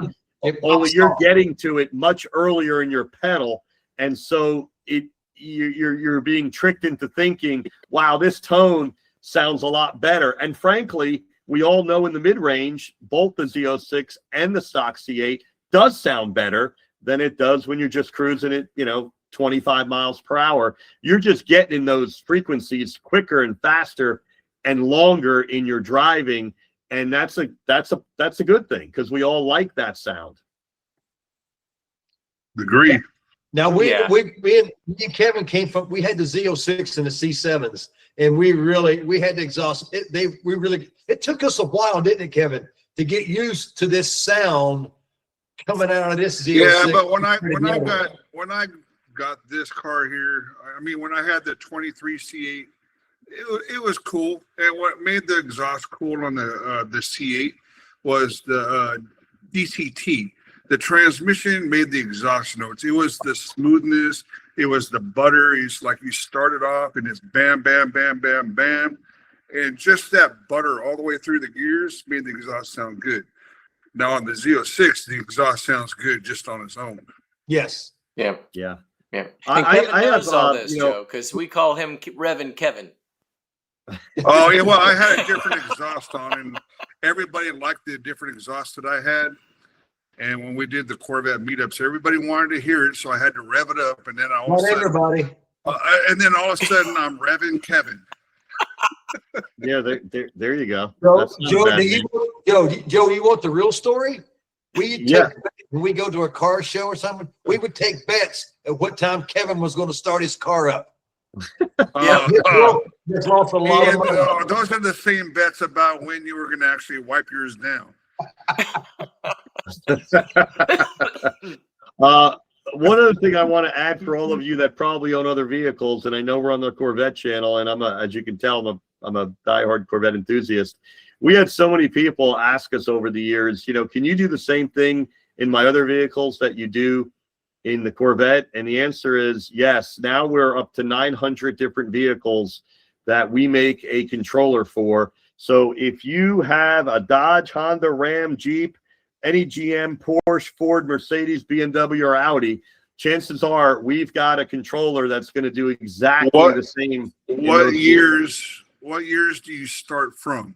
So it's at the age of electronics. So it depends on the vehicle. It can be as early as 08 in some cases, but you know, certainly not way back. If you go to our site, www.soler engineering.com homepage, you go up to the top right and click on store. You'll see a drop down of all the manufacturers, and if you click on any of them and then scroll down within the manufacturer, you'll see all the different products and models of the different vehicles. F-150s, you know, 350s, Silverados, Yukons, Ram trucks, Escalades, you know, all Lincoln Navigators, Ford Mustangs, Challengers, you know, as I mentioned, Jeeps. Pretty much everything. Yeah, I mean, there's 900 vehicles that you can find a controller for now. They all have the lock feature, if that's, you know, important to someone buying a new vehicle, or even if it's not a new vehicle and you're trying to protect your vehicle. So they all have the lock feature. All of them are Bluetooth enabled. What I should mention that I haven't yet is this is kind of what the throttle controller looks like. It's pretty small, as you can see. This is your size of it. It has the 10 modes and 64 settings are all contained in this brain, if you will. In case of the Corvette, if you were to look down at your gas pedal and let's see if I can get a picture of that up there. This is the connector that actually is sitting, connected to your gas pedal housing. And that's the one that you're going to remove when you follow the instructions or the videos. There's lots of videos out there. And then what you're going to do is you're going to take this end. If you think about what this is, it's just a loop, right? With a controller in the middle. So this is what you have in your gas pedal. You pull that out. You plug this end of our controller into the one you just pulled out. It only fits one way, so you literally can't get it wrong. And then the one you pulled out is exactly mirrored. It is the exact same connector. This one now is the one you put into your gas pedal. And so there's the circle that you've really just created. And the only thing in that loop different is, this guy right here. And that's the controller. Then what you're going to do is download the app on your phone, whether you have a Samsung or an Apple, and it's free at the App Store, respective App Store. You download the app. It's going to Bluetooth to this in your car. And then on your phone, you're going to have access to all the different modes, all the different settings, including the lock feature.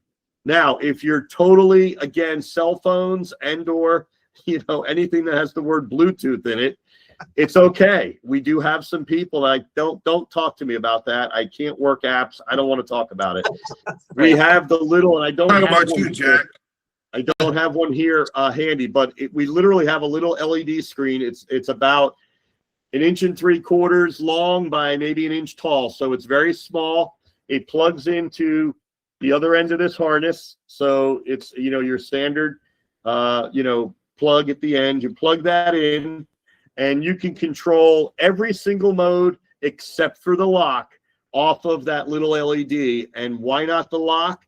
Because if you leave that in your car and someone were to break in with, your key fob or your RFID code, you certainly want them unlocking your car off of that little screen, where obviously when you lock your car, where hopefully you bring your cell phone with you and no one obviously knows, the code to your cell phone, nor can they use it because you're at a Bluetooth range to be able to unlock it from your cell phone. And now, Joe, we had a question way back in the show earlier, and they were asking, I think this came from Marcus and Christina. They were asking whether or not Solar has any intentions of making a cellular service option. So in the event that the car got stolen, that they could enact that piece to kill the pedal. I'm not sure. It kind of got skipped over, that would but be I a thought about it. liability issue. Yeah, so two thoughts there. One, at the moment, we're totally Bluetooth enabled. We are not, we're not internet enabled. So just like your key fob work, within distance of the vehicle, our phone Bluetooth to that little device is within range. The problem, I would say, with doing what's been asked, while a good question, knowing our crazy laws in this country, if we disabled that gas pedal as someone was driving it, even if they were a thief, and it caused some sort of catastrophic accident, we would probably be sued because, it's just like in New Jersey, if someone breaks into your home and you shoot them and kill them, you have to demonstrate that your life was being threatened. Otherwise, you can be, believe it or not, you can be charged with murder, or not murder, but second-degree murder. And it's absurd, but that's the kind of laws we have. And so we would not want to disable a moving vehicle, with a gas pedal where the car's still rolling. And now the driver, even being a thief, could not control that car because they might run into an innocent person. And now we've got a big problem.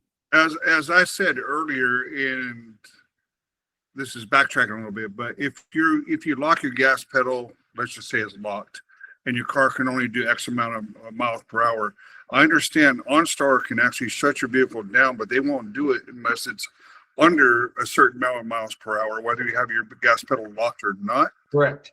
OnStar can shut your car off, but they will keep what Joe said in mind, that there's no lives in danger. They're in an area that they're doing low speeds. They can shut the car off. It'll just come to a rolling stop. But if Solar Performance was to just arbitrarily turn someone's gas pedal off while they're doing 80 or 90 down the freeway, then they're liable for everything that happens after that. Yeah. So the short answer is love to, but not really something we're working hard on for the reasons I think we just kind of identified. Liability, Joe. Too much liability. Too much liability Yeah. and crazy land of laws. Right. Yeah, no, absolutely. There, and then Joe, there was one other question too. The guy asked this, but I think you answered it. That these do not work in the C4 and C5 generation cars. Those are all manual throttles, so that's not something. Now you did mention something else. You mentioned that on C6, you mentioned 2008. So is it 2008 or will it work on a 2005 C6? It'll work on all C6s. What I was referring okay. to in 08 was Kevin's question about how far back do you have on some of these other vehicles, besides the Corvettes. So I was given more of a generic. I would think, isn't Solar Performance tuned into anything that's fly-by-wire with a throttle body that you can pretty much adapt to?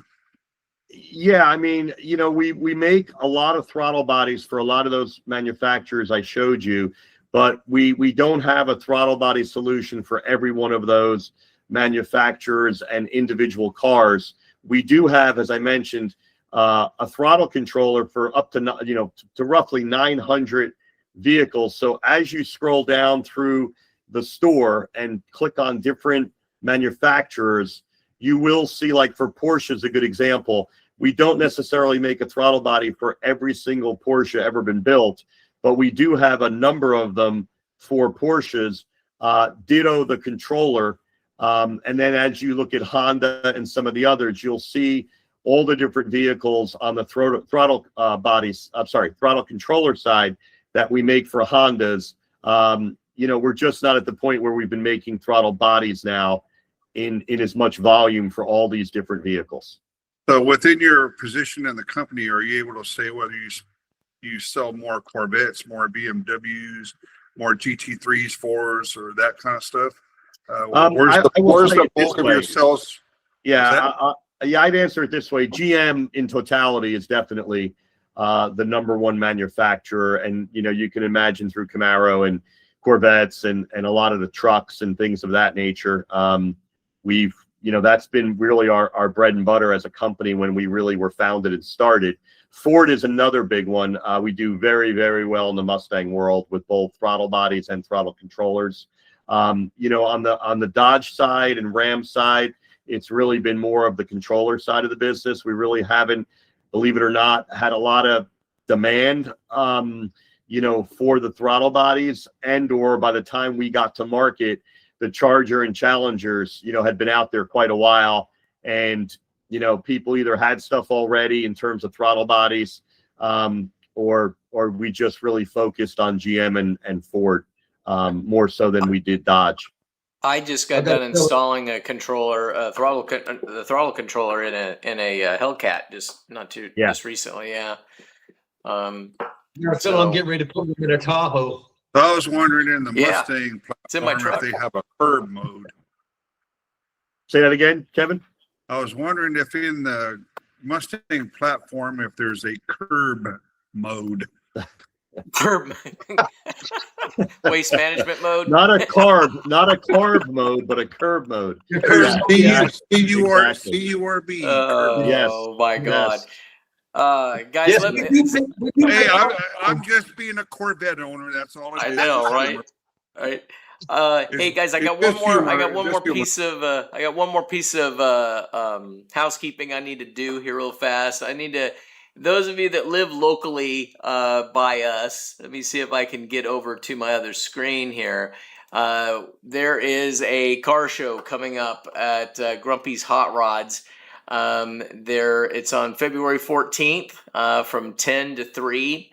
It's a rain or shine, and they always do a great job, and they always they don't ignore the Corvettes. Those of you probably know a lot of hot rod shows that the Corvettes show up and they get shunned.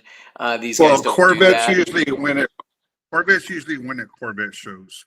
Yeah, but like I said, at Grumpy's, at their, what's that? What time does it start Saturday? It starts at 10 a.m., ends at 3. Okay. Okay. If you get a hold of them before the 14th, it's $25 entry fee. So if you call them tomorrow, at the door, it's $45. Okay, but and there's a phone number right there on the flyer. Take a look at that on the left side, and on the right side is the top 10 trophy awards that they're going to have. But typically, the Corvettes usually walk away from anywhere from 3 to 5 of these awards typically. So they do pretty much cater to us, and these are really good guys. They have supported the channel from the very beginning. And so I will definitely be, Jennifer and I will definitely be there. So any of you guys that want to join us and you guys live in the area, please come on down and write that number down real quick. If you miss it tonight, you can text me.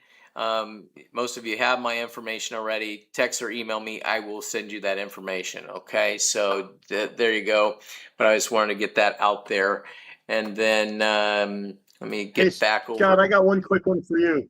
Yes, Did sir. you want to mention your distributor's code to folks, whereby if they're interested in purchasing a throttle body or a throttle controller, they can get a discount? They can get a discount. And, the thing is that Tiffany gave me one that is not exactly easy to remember, and I don't have it with me. I'm going to request her to change that to Corvette Channel 10. But what they can do right now is they can go on my website. I already have them, so it's CorvetteChannel.net, and go there and they can get the discount. I've already built that in. Okay, so they can go ahead and get the discount that way. So it's they can until then they can text or call me, either one, and I will get them. I'll give them the code that Tiffany gave me. It's just not been. It's like CCN5 or something like that. So yeah. So I am not exactly sure what it is. Well, we've got Joe online. Don't you think we should give away one of his controllers tonight and see who wins? I would absolutely. So Good idea, Jack. I love it. I think we're good. All right, you are the man. Who wins? That's it. He is the I would love to Superman. win another. Hey, can you drop my name in the hat? All right. Well, since the four of Joe, us already have one, I don't think we should win. What do you think? No, I don't think anybody here should win. My only other car is a diesel pickup truck. So I don't. Do you make them for diesels? Not for diesels. Okay, well then that counts me out. Yeah. Hey, Joe, I just want, on behalf of everybody that's been online tonight, we just want to thank you for coming on tonight. It's been a wealth of information. We are so glad you came on, answered a lot of questions, and we absolutely love your product in the Corvette community. Thank you. I appreciate that very much. Yes. And, we're all Corvette fans, and anything we can do to make the car more enjoyable for all of us is really exciting. And that's honestly, as I said from the very beginning, it's a good way to summarize it. That's how I got to solar. And, I really enjoy every time I hit the gas pedal, I smile. And that's what ownership of a Corvette should be about. Well, I've been wanting to ask you since you come on here tonight is what's the spec of your 25 Z06? So I have a Seawolf Gray Z06.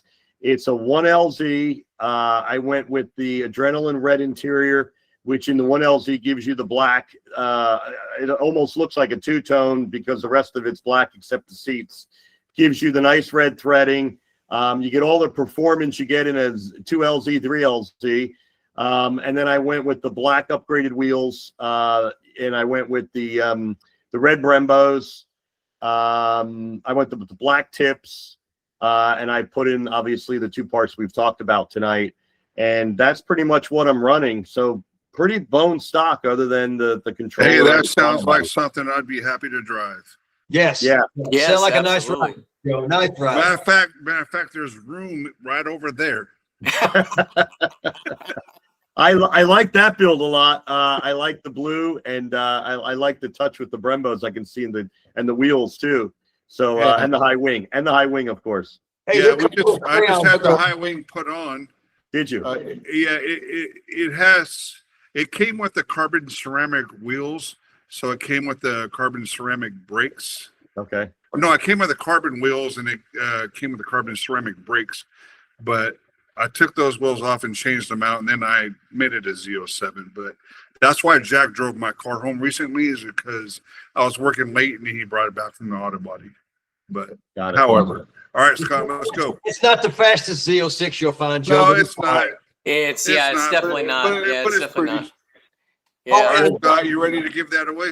Another All right, thing, guys. quick, Yeah, go ahead. Scott, one more thing.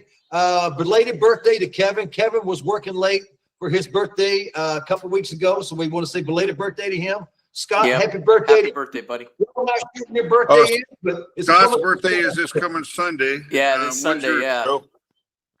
What's that? Wow, February is a big month apparently. Yeah. You back that up 9 months and you see what was happening. Yeah, there must have been some sort of holiday or something.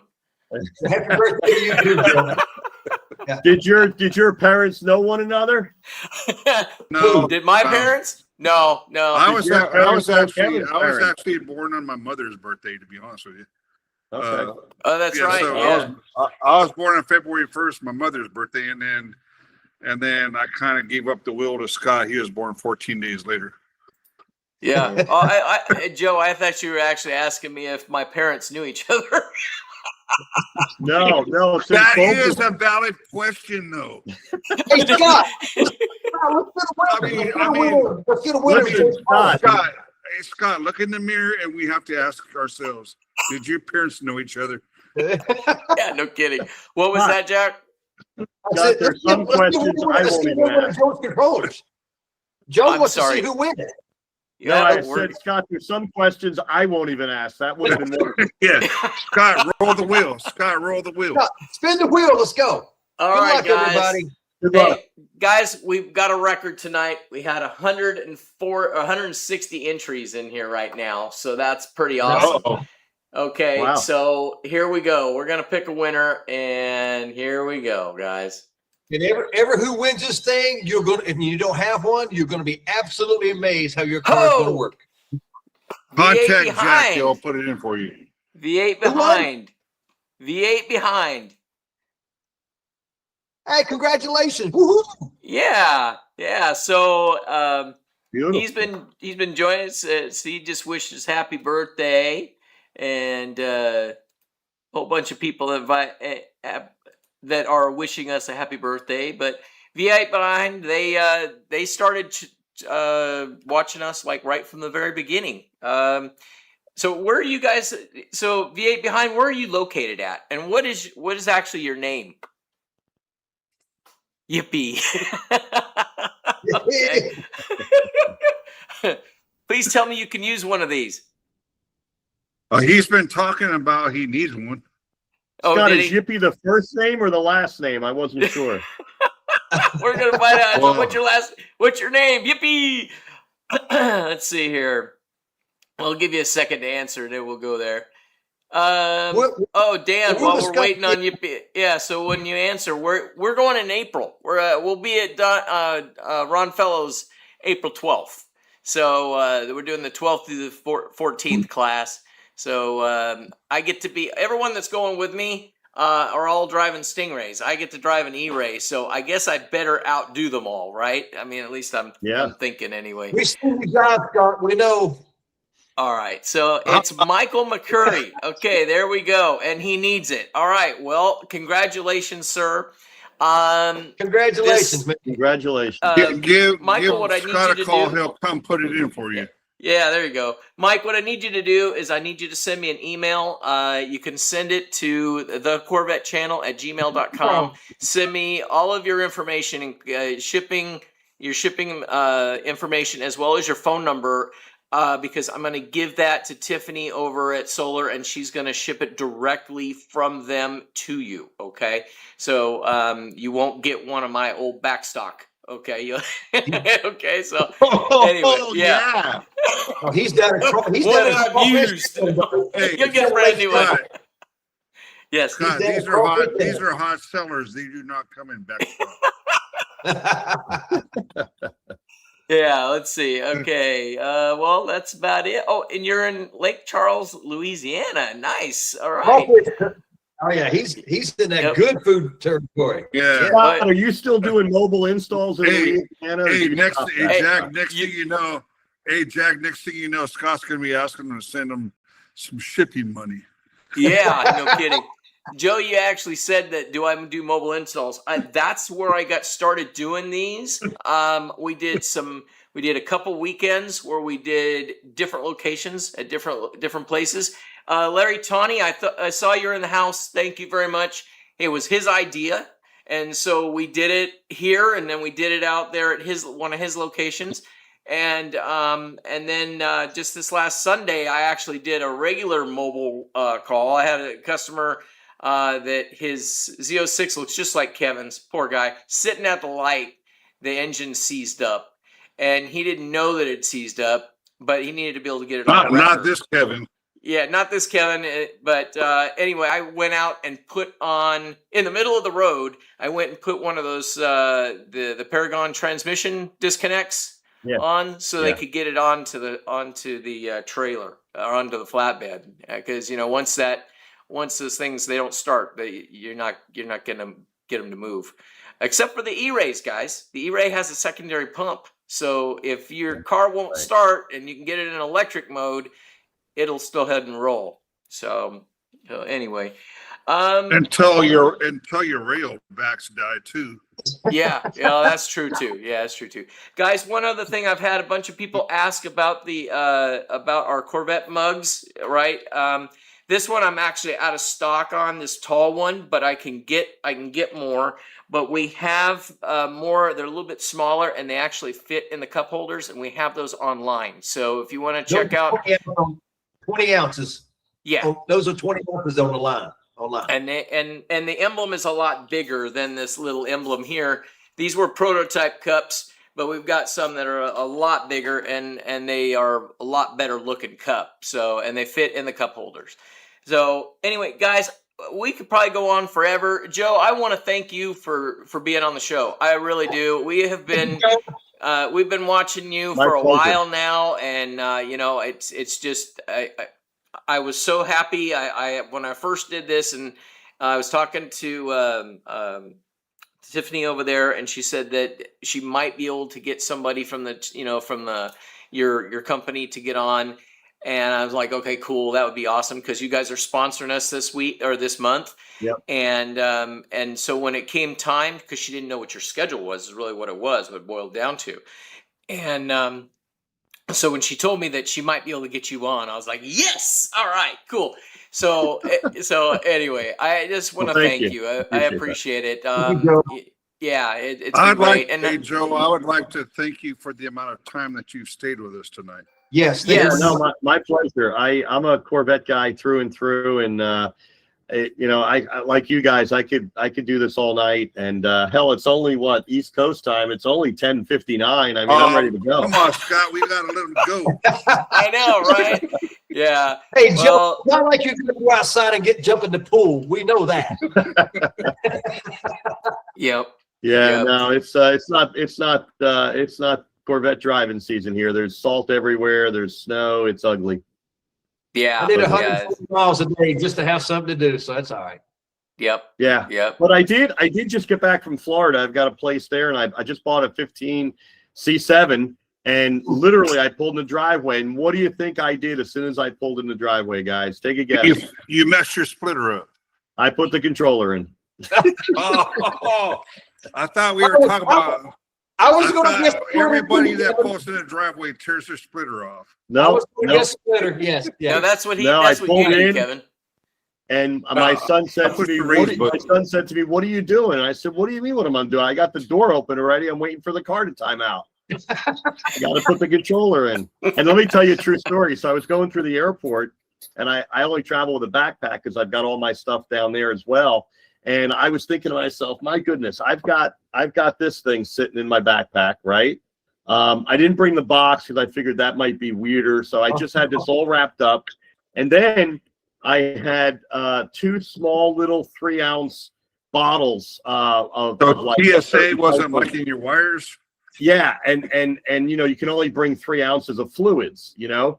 So I got those in my backpack, and I'm thinking they're gonna think that I am like setting up some sort of igniter. Yeah, you're to light up. Yeah, I'm surprised you're the prime candidate. And you know what the good/bad thing was? The good thing is I never got stopped. The bad thing is I wonder how many people they should have stopped that have similar stuff to me. Had the real goods. Yeah. So So that's a little tidbit for all your viewers. If you need to bring your controller across the state in a plane, you're going to be okay. Yeah, well, there you go. All right, guys. Well, have a good night. Joe, Hey, thanks Joe, a lot, Joe, man. thanks for coming on. I Really, appreciate it. Have a really good one, guys. appreciate it. Appreciate it. Okay. Hey, Bye-bye. Joe, I'll be contacting you. I'm sure we'll be getting one from my truck and my wife's Tahoe too. So Yeah, thanks, my email for everybody is joe@solar SOLERENGINEERING, better known as engineering.com. joe@solarengineering.com. All right. Awesome. Have a happy Thank All right, you, Joe. guys. happy week. And Good guys, if you haven't hit the like button or hit subscribe, hit it right now. Thank you, guys. Thanks for tuning in, everybody. See you next week. Okay.